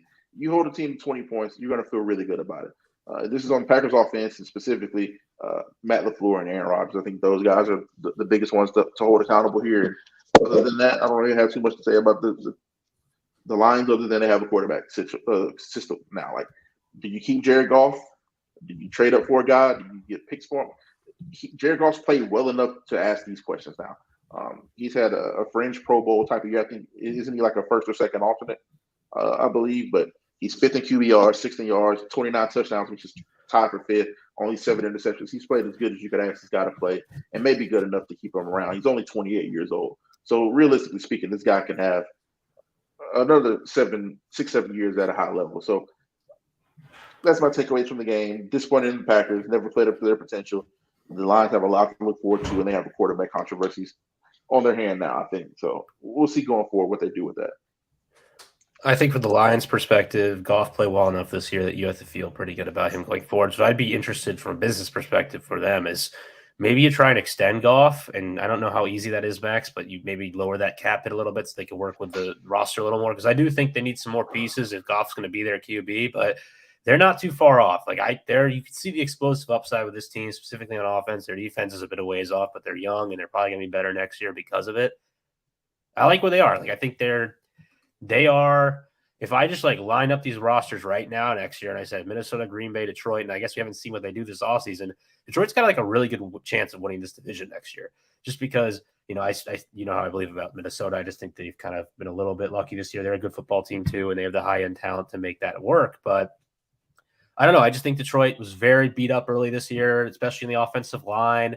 That kind of took away their identity. We saw them week one, what they did to the Eagles. They really destroyed Washington in that first meeting too, who I believe was a decent football team at that time, was healthy too. It just they got behind on the record early because of those injuries, and they tried to rebound, and ultimately they lose a tiebreaker to Seattle in one of those games they lost when they were one of the games where they were the most beat up in. So it's unfortunate that they don't get to go to the postseason because I do think they were one of the 7 best teams in the NFC, but is what it is. Green Bay, I think we kind of assumed that they would get in this game. I think people overlook the fact their offense really, although they had shown more explosive plays with the run game and with Christian Watson specifically in the passing game, had not really been that good even late the season. They were relying a lot defensively on turnovers, and then special teams was just awesome. Like their special teams was great. And it's tough. Like when you win a game by 30 points with your special teams and turnovers, it can be very misleading to the public. This week, they got like one big kick return that was just it wasn't like one a kickoff return for a touchdown, just got into like midfield. They had no turnovers despite their defense playing well. And that happens. And then when that happens, you have to rely on your offense to really step up. And, they didn't have their best day there. And that ultimately leads to them being eliminated here. Yeah. As far as their cap space goes, they're kind of okay. They're projected to have almost 28 million in available space without making any moves at all whatsoever. So I would probably hold off on Goff. You can create 7.5 million if you release Romeo Okwara, which I think is probably the right move. You can release 10 million if you release Michael Brockers. So he's a guy that maybe you approach him about a salary reduction conceivably because he doesn't have any guarantees. So if he wants to stick around, he likes what's happening. He might be willing to take a little bit of a cut. Either way, you can release him and find another defensive lineman who, at this point we talked about how loaded the NFL is with defensive linemen. So you can find a guy. So you can create, almost 20 million just with those two guys. And yes, you do need to add more, but you kind of got your star on the edge with Aiden Hutchinson now. So whatever you add can really be secondary pieces. And you have pretty good depth there too. I mean, James Houston's played well. They drafted Josh Pascal, who's just hurt all year. Like they have another guy, Charles Harris has shown some things too when he's been healthy. Like edge is like not their big need anymore. I think although their O-line is really good, they need depth there. I think they could add an interior player and secondary. But all I'm saying is I don't even think you have to mess with Goff's contract. I think you can leave yourself future flexibility by just saying we're good. And then what I would do is keep him, hands down, no question, because you're still going to have your offensive line. You're still going to have your playmakers, and he's going to give you the best chance to make the playoffs. But then just draft the guy, either with your first-round pick or a second-round pick.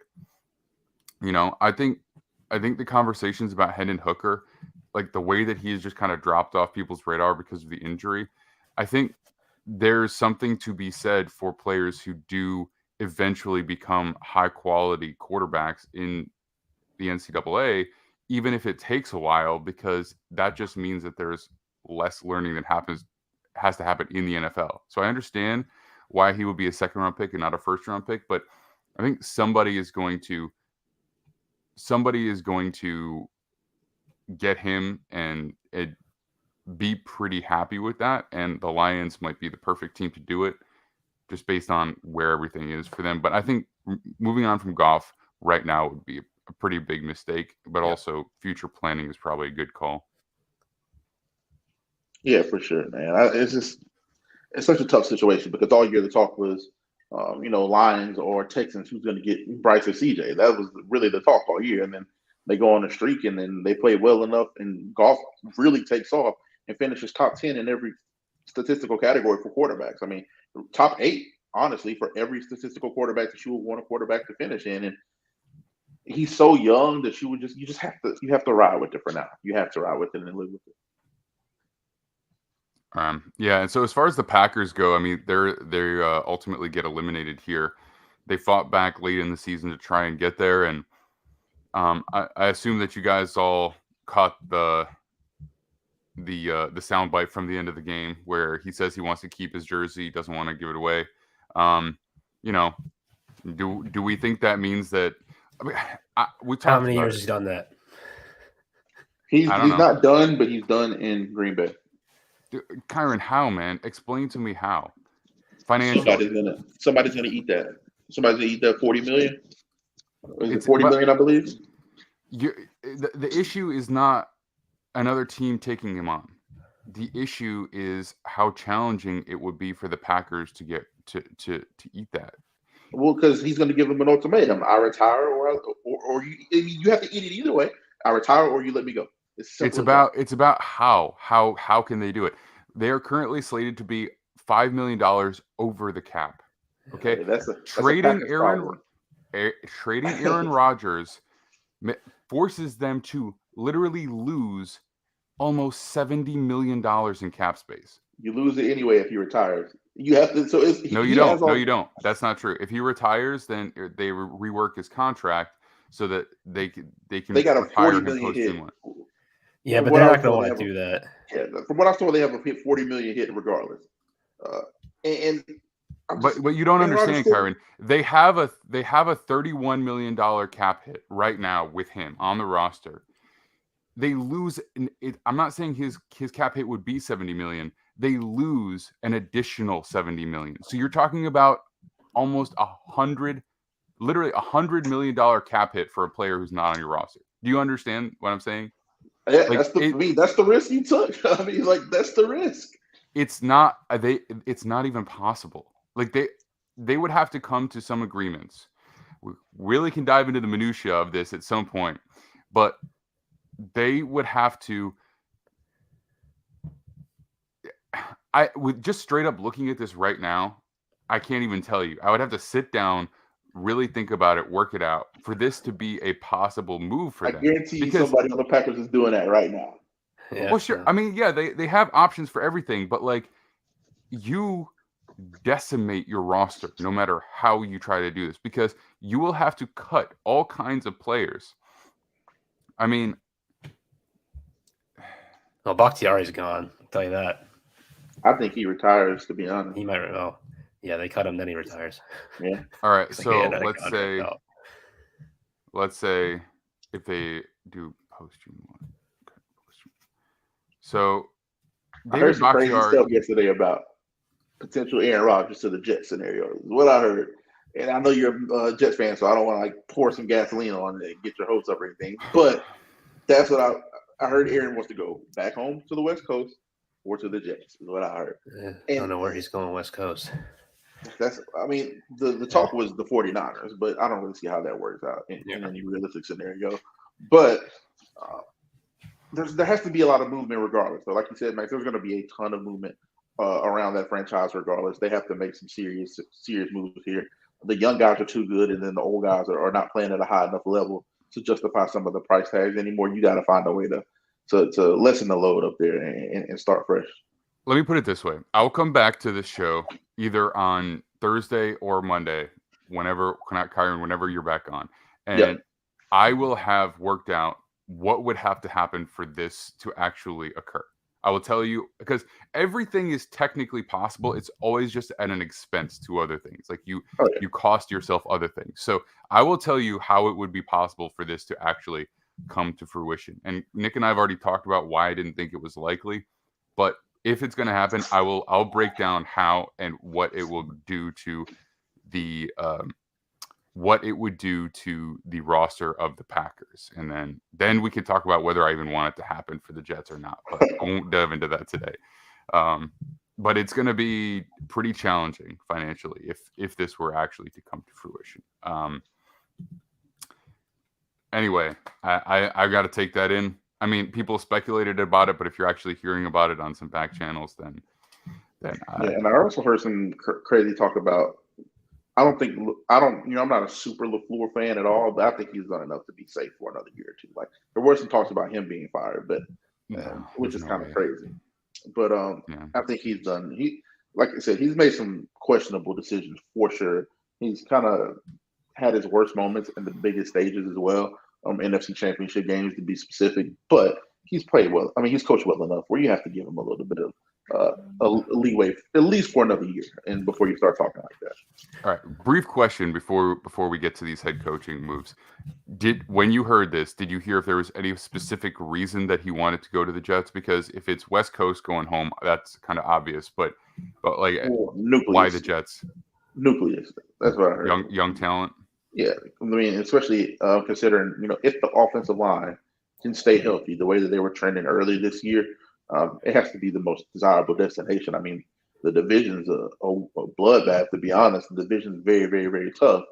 But if you can add a guy of that caliber, and people will talk a lot about Aaron Rodgers this year, he still was one of the the better quarterbacks in the NFL this year. I mean, just from a statistics standpoint, especially when you consider the supporting cast, the inconsistency in the O-line play, the lack of weapons outside. I mean, a rookie was his number one target, and he didn't really blossom until when did Christian Watts take off? I say probably about week 8, week 9. He finished with 611 yards. Yeah, I mean, it was he didn't have second half of the season. But... Right. He didn't finish. I mean, he didn't have a great supporting cast by any means. It's probably by far the worst of Aaron Rodgers' career.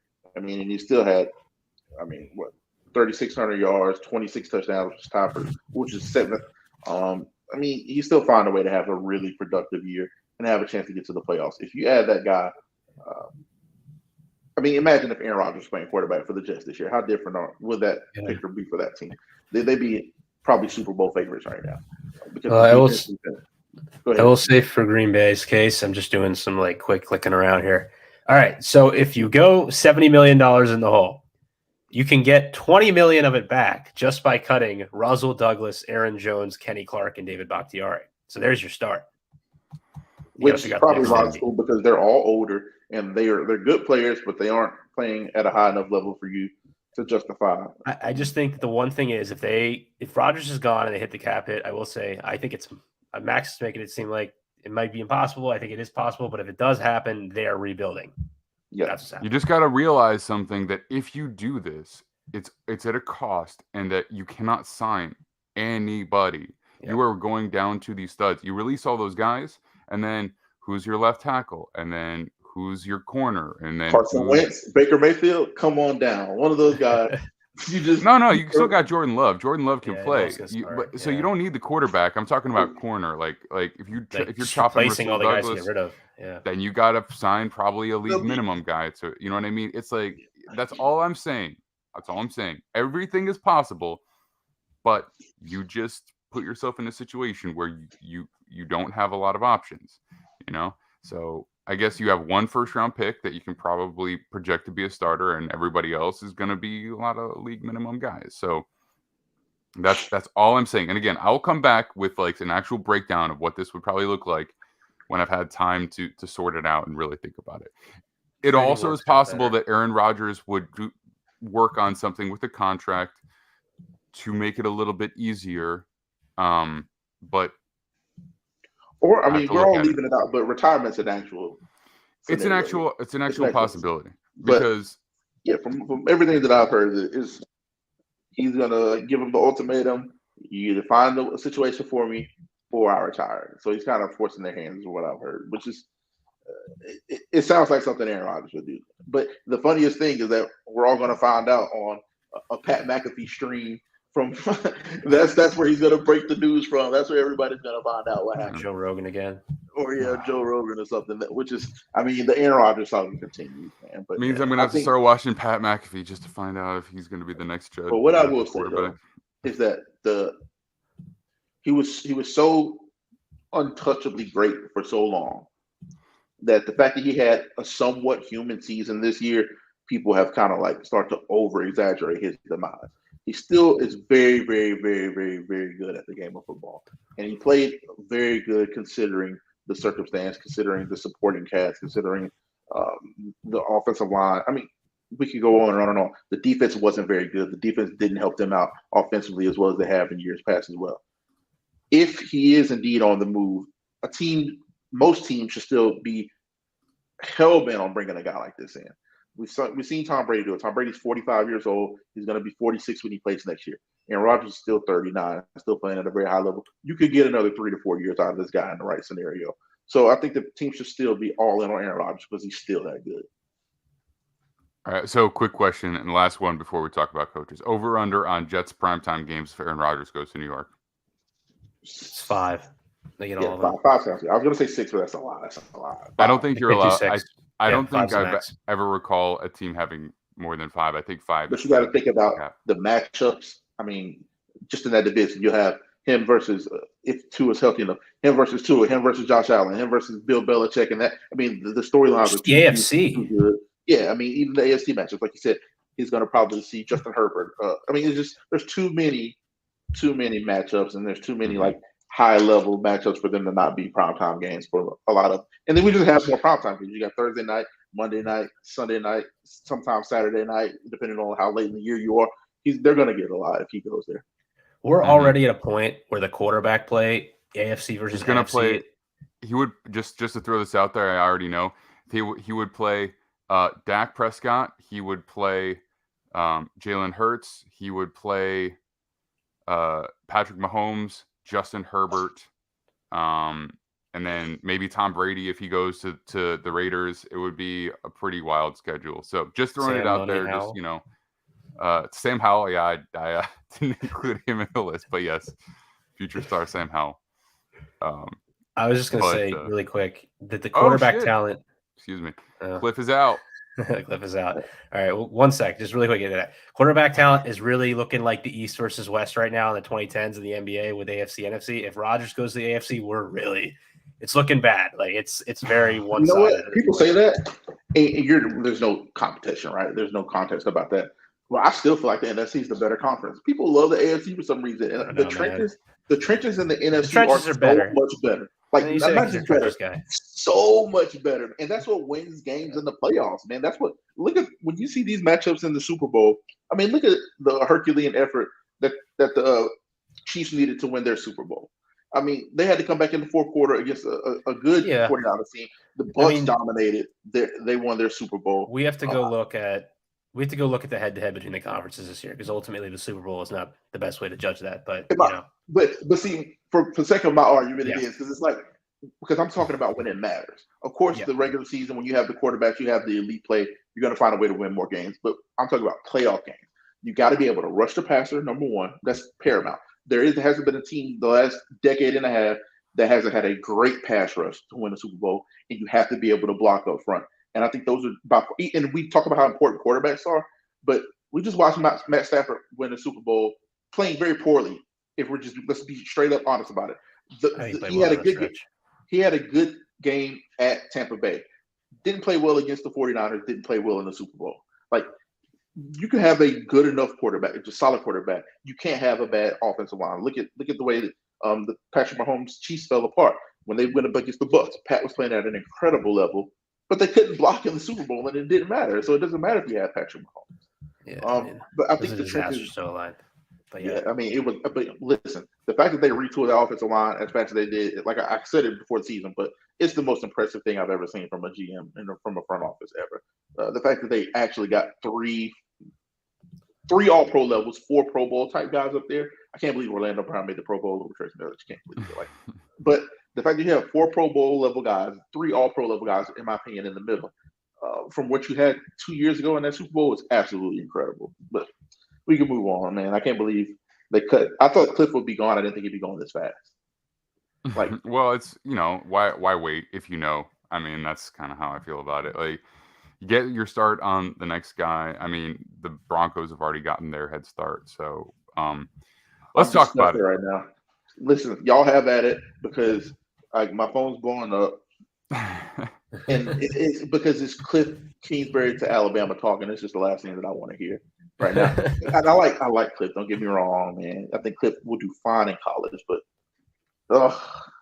I think it's happening. The college are starting to rotate, man. Like I think Cliff goes back to college. Well, Kyron's I guess all the in on spot's Georgia covering expected to against open up because What'd you say? So Kyron's all in on Georgia covering tonight, probably. Oh yeah, for sure. Georgia, we're I think we get a close game. I think Georgia wins, but then we get a close game. I think it's 42-17. I think it's this Really disgusting blowout. 42-35. Because I think TCU has. This is hilarious. We're getting into a college football breakdown, but TCU has never seen anything close to UGA. I think Michigan is closer than you think they are to that. No. They have Ozzie Smith, who is the best athlete in college football, probably in terms of just raw talent. We all thought that, but then we saw, and I hate to do the comparison for last year, but Michigan, Georgia last year, everybody said the same thing last year, and Michigan completely dominated Georgia. And I think if they play it again this year, it'd be the same thing. I don't think they're any. I think TCU's better on offense than Michigan is.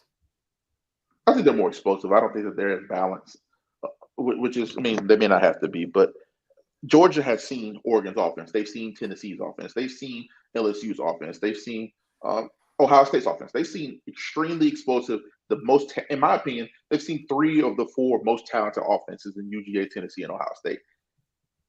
They haven't seen anything close to this on TCU side. I think Michigan has a solid defense. They don't have the horses that UGA has. I think that UGA got robbed of the Joe Moore Award for the second year in a row. I think UGA's O-line is a notch above Michigan's as well. Like the difference in the talent, I think, is going to be clear tonight. And I love TCU because they play so hard, man. Like I love them. But if it was true, I think they would have.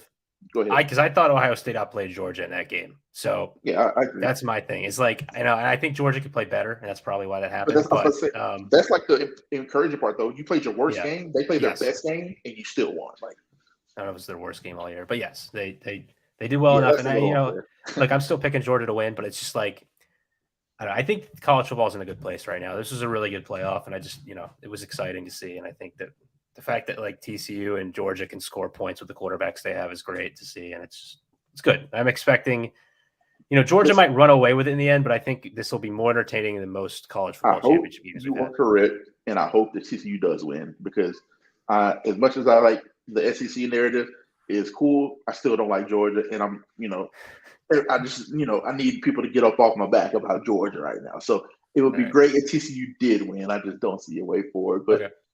College football is in a great spot, though. I think I'm not a fan of the 12-team playoff, but seeing a home game being a playoff game is like somebody's going to go. We're going to see Ohio State host a home playoff game one day.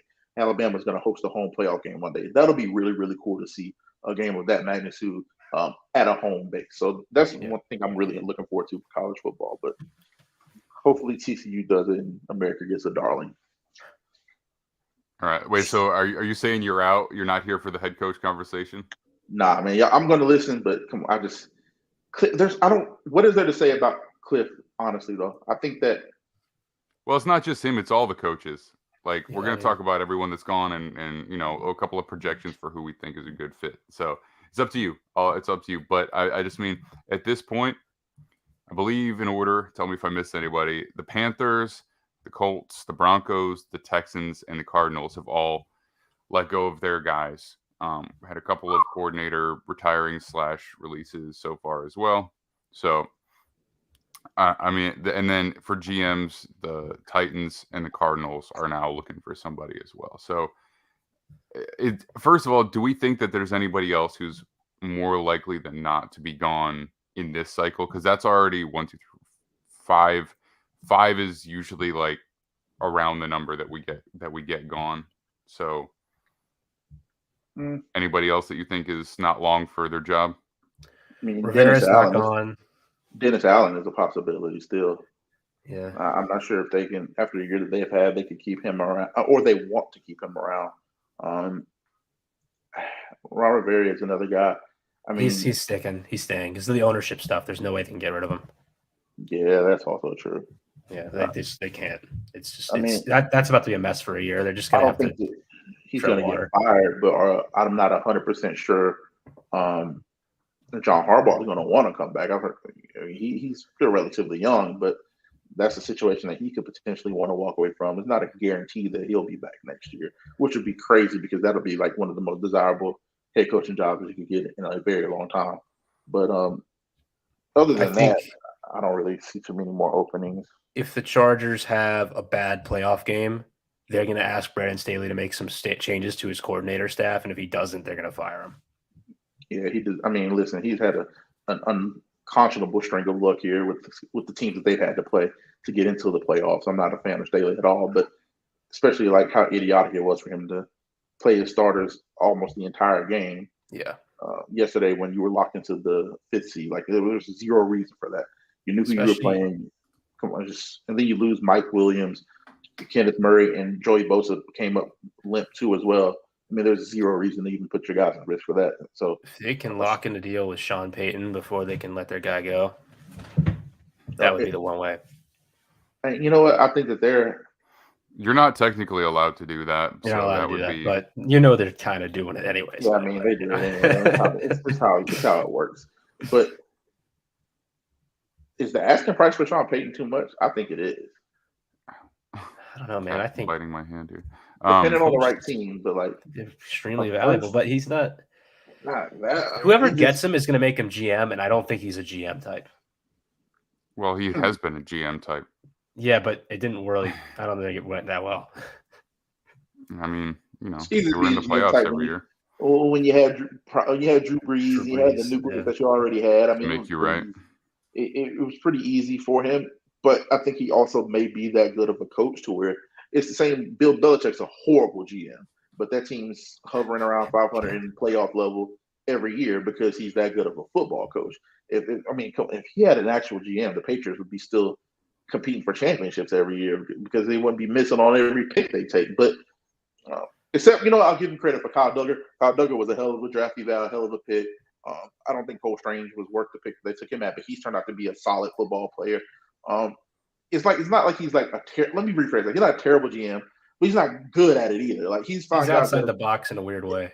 Yeah, he's not a plus GM, I think is the way you could say it. Yeah. He's found guys that are contributors, but he hadn't found guys that are like home run hits, put the franchise at another level type guy.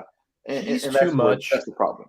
He's too much of a football nerd to be a GM. He sees Marcus Jones, who's a great player, but like this is just an example. Like, and he's like, "Oh my god, he's never going to have this many returns for a touchdown again in his career." I don't think. I mean, I'm not expecting him to suddenly be the Devin Hester. You know what I mean? Like, there's probably going to be a regression there. So, he loves these unique, different, just like different talents that are like, yeah, that guy like does some different things that teams have to prepare for. But is he really like that big a difference maker? Well, right. I mean, then there's some other questions. I mean, most everybody else, I think, would probably be safe. I don't think John Harbaugh walks. I want him going, but he's not going to go anywhere. Well, that's the thing is like, I wonder about that front office because if they don't have a way, way, way better year last year, like playoffs better, they gone because that was, they made a big time move and they get a pass on it this year because ownership had to sign up for that. But if they don't look way better, if like Deshaun Watson doesn't look notably better, then that they're done next year. So they're probably on one of the hottest seats. And then what about the Rams? Do we think that McVay walks? Do we think that Les Snead walks? Do you think they both just like call it quits and are like, look, we got you a Super Bowl. We got you one Super Bowl that we lost. We got you one that we won, and you're on your own from here on out. Do we think they do that? I mean, I think Les returning is more feasible than McVay. McVay has made it very clear we call it running from the grind. McVay is running from the grind, and who could blame him? Like, I don't respect it, but I respect it. It's like he's 36 years old. He has a supermodel wife, however many $1 million. He has a Super Bowl. There ain't really much left for him to do in the sport other than be consistent and prove that he's a great head coach over a long period of time. Well, he's also 100% going to be a good media guy. Like if he's calling games, he's going to be good at it. And I think here's the thing: at his age, we could see him He can do come media back. for a few years and then come back. I That's think. pretty much what he said. I'm running from the ground. Like, I'm not going to do this. I'm not interested in rebuilding. I'm going to wait for another 3-4 years till a good young quarterback situation is happening.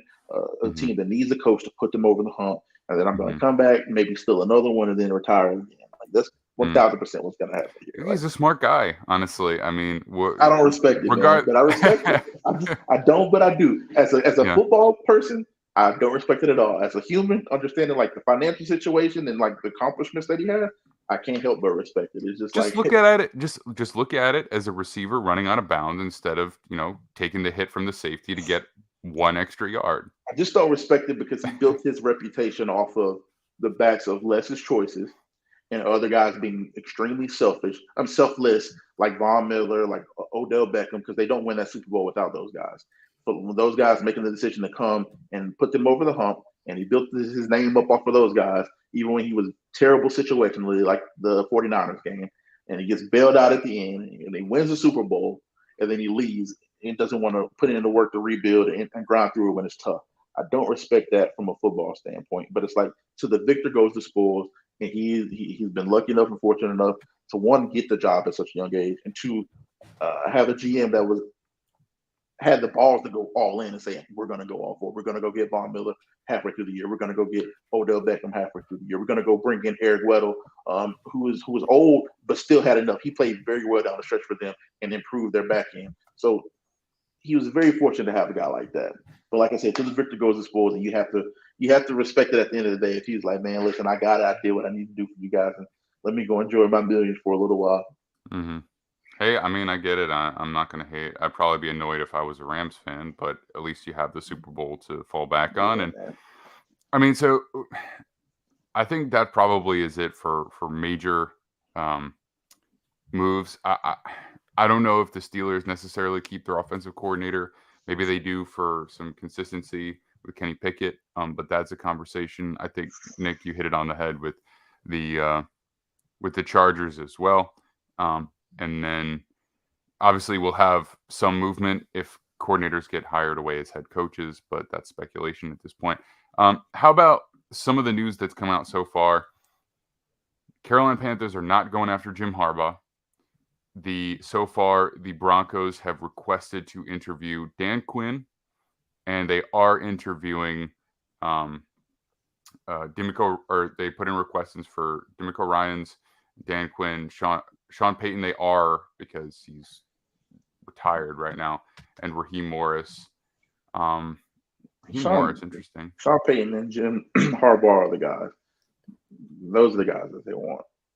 You want Harbaugh because of the quarterback. You think he can fix for us, and the defense is already good. And then you want Dan Quinn because the defense is so good. You get a guy like that, he may be able to bring a little bit more out of them than the guy currently in charge. The other two are just Rooney Rule candidates, and I hate to just reduce it to that, but that's what it is. They aren't really interested in either one of those guys to be their head coach. Yeah, that kind of sucks. Which is, I mean, listen, you got to do it. I mean, it's technically the rule, but everybody, I think, if they're being honest with themselves, Dan and Jim are the guys. If you can get Jim, you want to go for Jim. If you can get Dan, you want to get Dan. I think Peyton is, I'm telling you, depending on how the playoff goes, I think Peyton is the Chargers guy. Mm-hmm. Yeah, I think that's where I would want to go if I was him. Or Arizona. I think Arizona is a spot he could land to, just because I think he's going to want to go somewhere there's established quarterback, and I don't know. I think Dan Quinn's. I'd rather go coach Justin Herbert than injured Kyler Murray any day of the week, because one of Kyler Murray's biggest things is his athleticism. And again, I'm not trying to put the juju out there, but you just don't know what that looks like when he. No, I agree. I don't know that the Chargers job's going to be available. Is the thing. Like that's the only problem with that. Yeah. But I sat up here on Boomer Bust last year and said that my top candidate was Mike McDaniel. I'm going to do again this year. I'm going to say D'Amico Ryans is my top candidate this year. Just the energy that guy brings to the field every week. Like I want that guy to be the leader of my football team. So I think it's a shame that some teams are going to interview him and not hire him, which I think Denver's going to be one of these. But this is a unique situation because of Russ. I think D'Amico Ryans is definitely like the hottest guy, aside from maybe Ben Johnson, who's like a true coordinator who will have an opportunity to come up. Like, he's two, but Ryans is one. Two. But yeah, I mean, I think Flores is an interesting guy too. Yeah, he is. I think Flores makes a lot of sense in Cleveland as a defensive coordinator. And I think they'd be silly if they didn't reach out to Flores in that capacity because I think that they need somebody who can work magic with a roster with a lot of holes in it. And I think that he is the guy. And it just reinforces the notion that Stefanski and the offense, they have to take it to another level this year. They have to find a way to put it over the top because at that point, the organization will have done everything they can do for you. They got you the quarterback. You have the number 1 or number 3 rushing attack in the NFL. You have a very good offensive line. And then you go get a guy like Flores to coach the defense, who could potentially be the replacement for him, which would be crazy to have on the staff. But I think that makes a lot of sense for them. So Flores is another name that I just would pay attention to in this cycle. I think Flores has alienated some of the NFL a little bit too much with his lawsuit, at least for now, to go right back into a head coaching spot. Probably needs a little more time.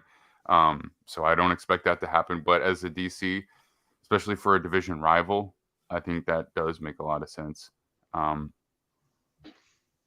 Let's see. I mean, Jim Harbaugh, if I was him, I don't think I'd want to go to Denver because I just wouldn't. I think he thinks he can fix Russ. Or not, Hey, fix Russ. Zach Kiefer of the Indianapolis Colts came out with a report saying that Harbaugh would pick Denver out of most of the other candidates.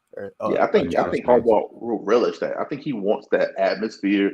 The defense is already there. He doesn't have to go build up a defense or find a guy or find talent on defense. The defense is ready. The offense has talent. I mean, Tim Patrick's coming back next year, so you have Jerry Jeudy, Tim Patrick, Cortland Sutton. You got a decent. And Javonte Williams is coming back next year. You're going to have your running back next year. Fix the O-line, draft some O-linemen, get some free agent O-linemen, whatever you have to do to get some vet. Do whatever you have to do on the O-line. And then got Russell Wilson at quarterback, who really, the last 3 or 4 games of the year, he played closer to what we've seen from the normal Russell Wilson. Like, I don't think he was great, but especially the last couple games. I mean, Russ played fairly well. I mean, you saw a lot of encouraging things from Russ. I think he threw half of his touchdowns in the last 3 games of the year, if I'm not mistaken. I don't have the stats right in front of me, but I think Harbaugh thinks he's good enough to go do that and go turn it around. There is the built-in idea too that if it doesn't work, you have like a pass for like 2 years, basically. So like if you can't turn it around and be like, look, he's too broken, can't do it. But you got to give me a chance to draft the guy. So he threw 8 of his 16 touchdowns in the last 4 weeks. I mean, he had his best stretch of the season, the last month of the season, and that was against good teams, against Kansas City twice, and against the Chargers and the Rams. Those are against 3 really good defenses. He has his best stretch of the year. I mean, it would be a net improvement. The game management, the game planning, all that would be better. It really just comes down to how Russell Wilson performs. But I guess if you're willing to be patient and that you're safe if Russell Wilson just can't get it done because it's like he'll probably be at least a little bit better, then maybe it is a good spot. I mean, the Broncos are like one of the Tiffany franchises. Like they're Well, and it's slipping a little bit because they've never had a playoff drought like this ever. This is like to double their longest playoff drought now as a franchise. But also this does bring some what's the word I'm looking for? Pedigree back as well. Like if they do this, so we'll see. I mean, I think he's a good coach. I really do. It's more about like I wouldn't really want to deal with that, but hey, we'll see. So what's the spot for D'Amico then? That's what I'm wondering because back in San Francisco. Back in San Francisco, you think he's going to stay there? I think he wants to wait until it's the right job. I don't think he wants to take it. Because he could have been a head coach last year. I think he just wants to wait for the actual job that he wants. Do you think? And you know what I think? This could be a homer. This could be me being a homer. I think he could be waiting for Alabama to open back up to go back home and be a head coach at Alabama. I mean, I can see him being a college guy. But like, when is Saban ever going to retire? Like, who knows when that's going to be? Yeah, I guess. I mean, I will say this. Look, Kyle Shanahan, because of his bloodlines, has known how risky it is to take a head coaching job if it's not the right spot where you've got a quarterback or at least the option. like the support of the ownership to go get a good quarterback. So it's like when you look at to sign Peyton Manning. Well, yeah, like I mean, what happened? Interesting Cliff news here. Bruce Feldman just tweeted out something to keep an eye on with the Cards firing Cliff Kingsbury. Heard some talk this weekend in coaching circles that if McVay stays with the Rams, Cliff may come back to LA because he was on staff with McVay for a minute at USC. So that would be interesting. If McVay was to come back, Cliff would join him out there. And I don't think that really. It makes a lot of sense to me, honestly. It makes a lot of sense. But, with the quarterback situation, you have Stafford, you're tied to him. You're strapped to him. And I think you bring Baker back as the backup. I mean, I think he played well enough and he'll be cheap enough for you to do that. Stafford might retire. And in that case, then there's been stuff coming out from the Stafford family that he's not. So, So either in any event, Stafford comes back. From what we saw from this year, granted he was injured, but I don't think he looked necessarily great down the stretch last year in the playoffs as well either. He led the league in interceptions last year, even though they won the Super Bowl. It's just like, how much of an impact does Cliff make on that team? I just don't really see it being. It makes perfect sense, but it's like, I think getting a quarterback is more important than anything at that point. Like, it doesn't matter who's on the staff. Well, I mean, he brings different concepts. I know that they have a really good relationship. In fact, McVay is pretty much the reason that he got the Arizona Cardinals job.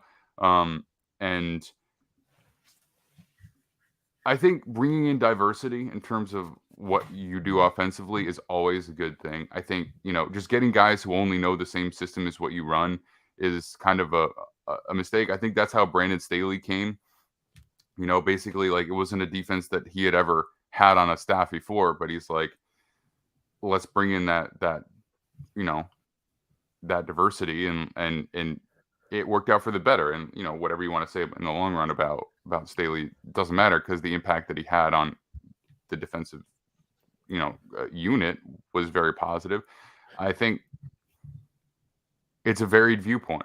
The more voices that you have in the offseason, and I think it makes sense. I don't think it's a bad move at all, because I think you still have a loud enough voice in McVay that it's not like a cluttered series of voices, but it just adds a different perspective. So I kind of like it, to be honest.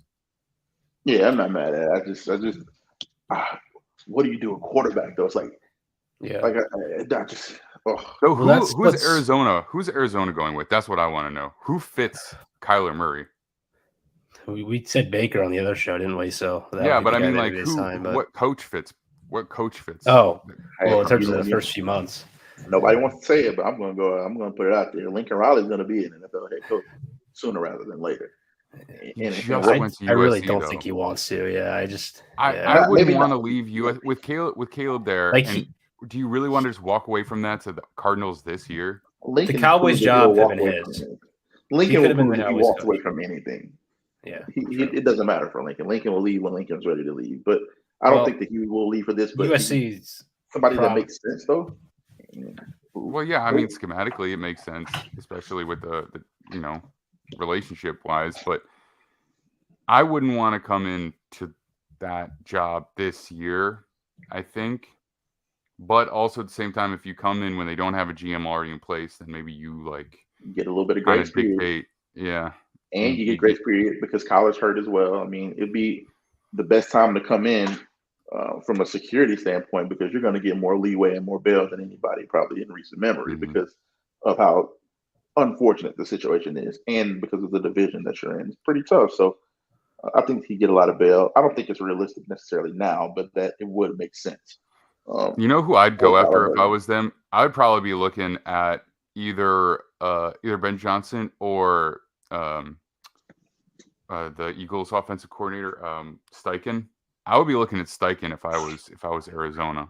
Ben Johnson makes a lot of sense, though. I like Ben Johnson. It's just nothing else about the team is attractive other than Kyler Murray, and I don't think DeAndre Hopkins will be back in Arizona next year. So there's nothing else enticing about that other than the fact that it's a head coaching job, which leads me to believe that a guy like Vance Joseph could have a chance to be elevated. They would do something like that and just bump up Vance Joseph and give him another shot. That you do that if you're basically waiting a year for Lincoln Riley to come. I don't Yeah, know about that. which I think Vance Joseph is not desperate enough, but he's that hungry enough for another job that he would do it. He would do it and take a bet on himself. Take a For chance on sure, himself. for sure. I mean, but also, to me, it makes sense. I'd try and go get Shane Steichen, and then see if you can get somebody from the Eagles front office to be your general manager, because that is like a front office tree where I would love to pluck somebody and bring them over and change the way that you do things a little bit, because it's been a lot of the same for a long time in Arizona. And I don't think that they've had like a very brief good stretch when they brought in Kurt Well, Warner. Brief. sorry to, I mean, Schefter just tweeted out literally 30 seconds ago, Cleveland Browns have requested permission to interview Brian Flores for the defensive coordinator job. So literally, the info was correct. The guys coming. I think it's pretty much a done deal. If they're you don't make those kind of public announcements and get that train rolling if you're not thinking about going that way. And with Andrew Berry, it makes sense too. It's like they have a relationship. It just fits, man. And it makes a lot of sense. So quickly after firing the guy. And Deshaun Watson high-fiving him yesterday on the sideline. Like, that was an instant little thing. I don't know if everybody paid attention to that, but that was funny. Like, because they tried to get him in Miami. I mean, it just makes a lot of sense.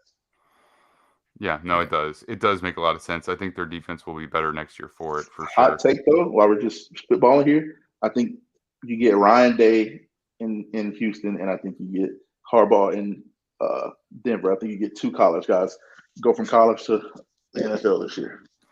Yeah, I mean the Ryan Day to Houston it makes a lot of sense, especially if they know that they want to get CJ Stroud, because it also lessens the impact of losing that game.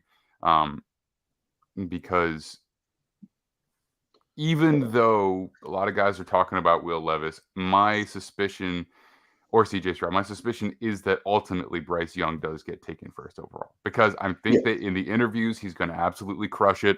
When you really sit down and watch tape game after game after game after game, like the consistency is going to be there. I do think he will be the first overall pick. You said it right there, because scouts have been watching tape.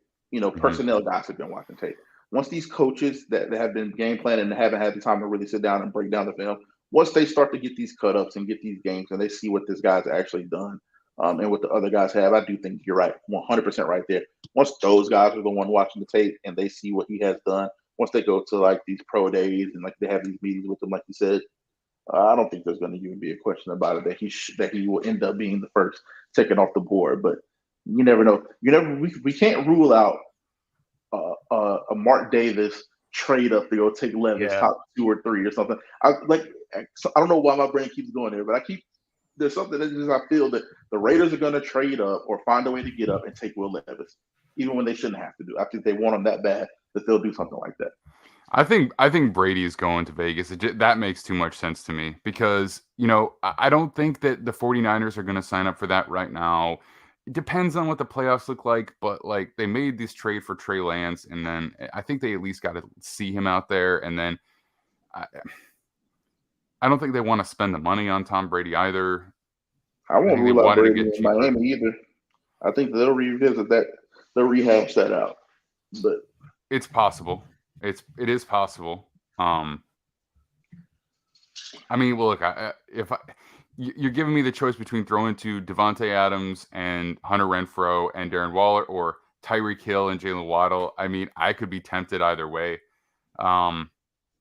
Depends on how good the relationship with Josh McDaniels is, honestly, because or if he's still there. Oh, he's not going to go. I tend to agree with you that he probably will be back, but I won't put it past him, man. But the issue, I think, and this has already kind of come out, like it's really been heavily speculated, is that they have a settlement with John Gruden about his contract because he was released under circumstances. I think it was not ruled in favor of him, but settled. 3 coaches, yeah. Josh McDaniels only a year in, and so they would have to be paying 3 guys in 1 year. And the Davises, they are not Jerry Jones. Like, they don't have that external money. They have football money. And so they don't have the cash to burn to do that kind of thing. So I really think that, aside from the fact that it was an underwhelming season, I think you should give McDaniels just 1 year for just some level of stability, but it's just probably not going to happen. I think he'll be back. And then it will really be, is there a really, really genuinely great relationship between Brady and McDaniels, or does he just want to go somewhere where he feels like the supporting cast is there? Because, I mean, you could do it either way. But it makes sense to me. Vegas is getting pretty big pretty quickly right now, as the betting market has become more legal. They're becoming a destination. I think that it makes a lot of sense. Miami's cool. The other thing though is, like, can you justify moving on from a young player who's played as well as Tua For Tom a guy? Brady, yes. Yeah. Yes. I mean, I get it, but it's like, what do you do with Tua then? You just make him the backup? I mean, I have no idea. Probably. Because I think that I don't know that teams are going to want to trade for a guy who's had as many injuries as he has. That's an interesting situation. It's kind of complicated. But yeah, I mean, I don't know. My inclination is to say Vegas, but I could see happening in Miami too. Could you imagine if Aaron Rodgers goes to the Jets and then Tom Brady went to Miami? That would be a wild division. I mean, listen, I hope. That's crazy to say because I'm such a firm believer into him, what he's done. I mean, he played, he missed 5-6 games, and he still led the NFL in quarterback rating, passer rating, yards per attempt, touchdown to completion percentage. Like, he led the NFL in a ton of quarterback stats. He finishes top 12 in passing yards. He finishes top 8 in passing touchdowns. I mean, he still had an incredible year. And for all intents and purposes, it doesn't really matter because we're talking about Tom Brady here. I think Tom Brady still makes that big of a difference. Like, I just truly do. It doesn't mean I think any less of what Tua was able to accomplish this year and what he could have on a completely healthy year. But I mean, it's Tom Brady we're talking about here, man. Like, yeah, I just think you have to take those. So last two we haven't talked about. Indy. I think Indy would be a nice spot for Ben Johnson. Actually, I think that's actually a pretty good fit. Work on the O-line a little bit. You probably draft a quarterback, and then you have a stable play caller for multiple years. I mean, I assume he would call plays. Maybe he wouldn't, but like you have a guy that I think you can comfortably build around. I don't think it's like a reactionary hire. I think it's like a kind of a long-term investment to pair with the young quarterback that you're investing in. And then Houston. What is Houston going to do? Josh McCown. I hear that's still like a thing they're floating around. And what do we think about that, Kyron? I think it's ridiculous, but it's just. I mean, I think it's a real possibility. I mean, it makes a lot of sense. I mean, it doesn't make a lot of sense, but it makes a lot of sense from the connections, the rumors that we've heard. Mm-hmm. I don't know. Yeah, I mean, I don't. It's funny. Like, they're such a weird spot because obviously, like, D'Amico played there, and I don't think there's any chance he'd want to go coach there just because of all the issues they've had. And I mean, but if they're doing Ryan Day, I mean, that at least you can justify that. Even though I don't really love the idea of bringing in guys with very little NFL experience as a head coach. I would still like it more than a ex-quarterback who's never coached more than high school. I mean, look, I guess Jeff Saturday, did his thing. But look, Jeff Saturday has probably a lot more respect around the league than Josh McCown does. I have to imagine. No question. And Jeff, listen, the Colts didn't win. I mean, the mission was accomplished, right? Let's not kid ourselves here. Mm-hmm. But he had those guys ready to play. They played really, really, really hard down the stretch. Like, and they were But in a he lot of ball also games. didn't have to assemble a staff. Josh McCown would have to assemble a staff. And who wants to go be a defensive coordinator for Josh McCown? Just saying. I'll do it. Greg Williams will be running down the stairs. That's Greg Williams' no. theme music. Nah, man, there's always some older guy or some young guy that will never pass up the opportunity. But I don't think that you're gonna. This is my thing with Josh McCown. You don't potentially take your franchise quarterback and then go get that guy.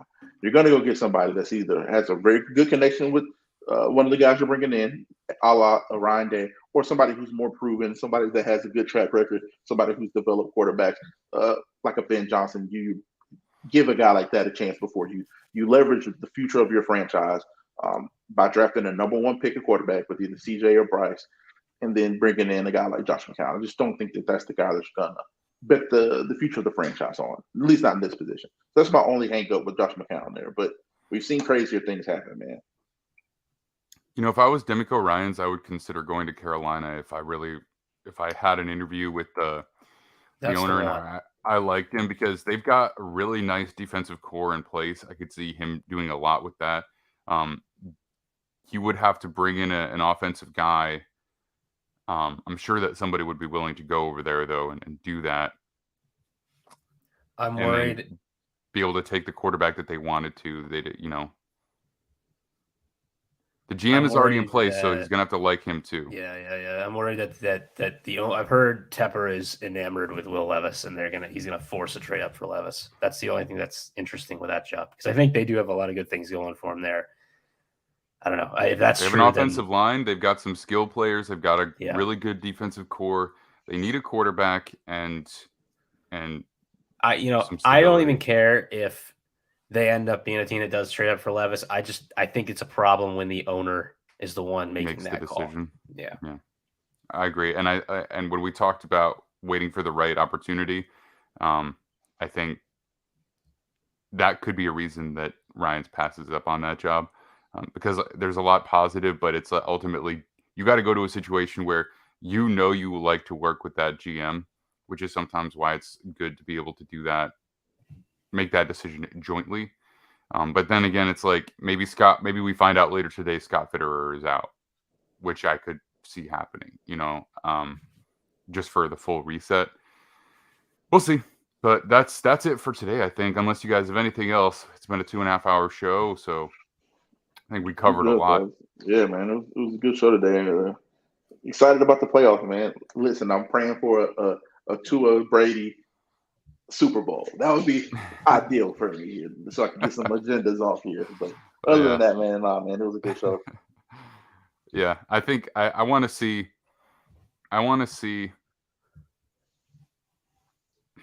I'm really with any team, fine with any team in the AFC making the Super Bowl, and then it's got to be Eagles or 49ers for the best game, I think. I'm not really like hyped about anybody else from the NFC. Hot take though, I think the Ravens can make a nice little run here. If Lamar is Lamar, if he's healthy, he's playing like him, I think they're poised to make a good run in this playoff. Look, if we see him come in and actually dominate to the point of getting to the Super Bowl, that's a big win for him financially. So it's purely speculative right now, but I mean, that would be best case scenario for him. Because if he doesn't look that good, he costs himself, because it's like, the thing we're worried about is you being injured, then, point made, basically. Yeah.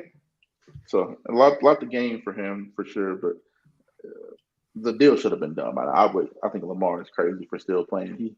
He had all the leverage, in my opinion. You just don't. You made enough to live for a year without playing. So I think he could have sat out and really handcuffed them. I mean, you saw they had Anthony Brown throwing the ball 44 times yesterday. They're in no position to hold out the money. Man, like he should have forced his hand.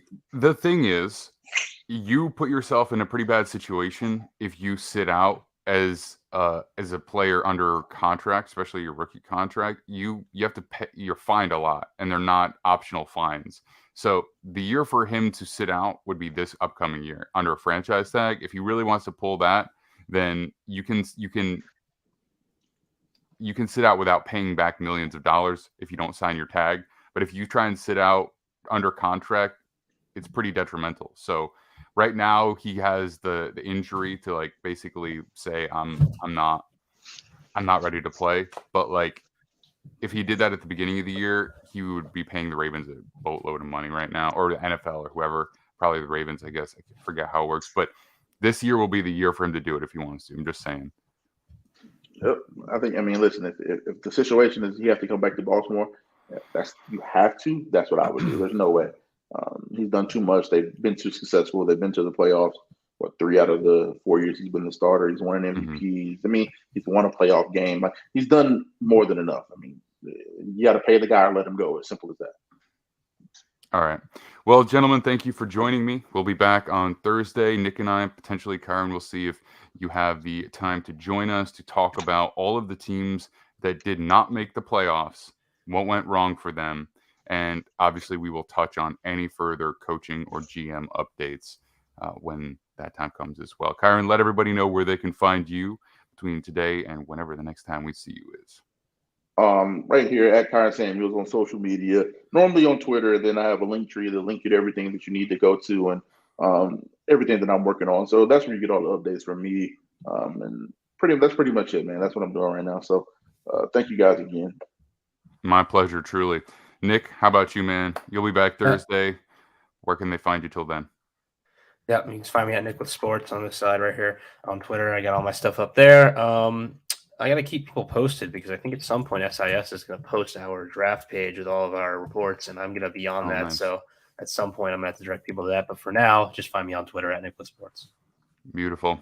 All right. Big shout out to Noah Ashley, our producer. Noah Ashley Sports at Noah Ashley Sports on Twitter.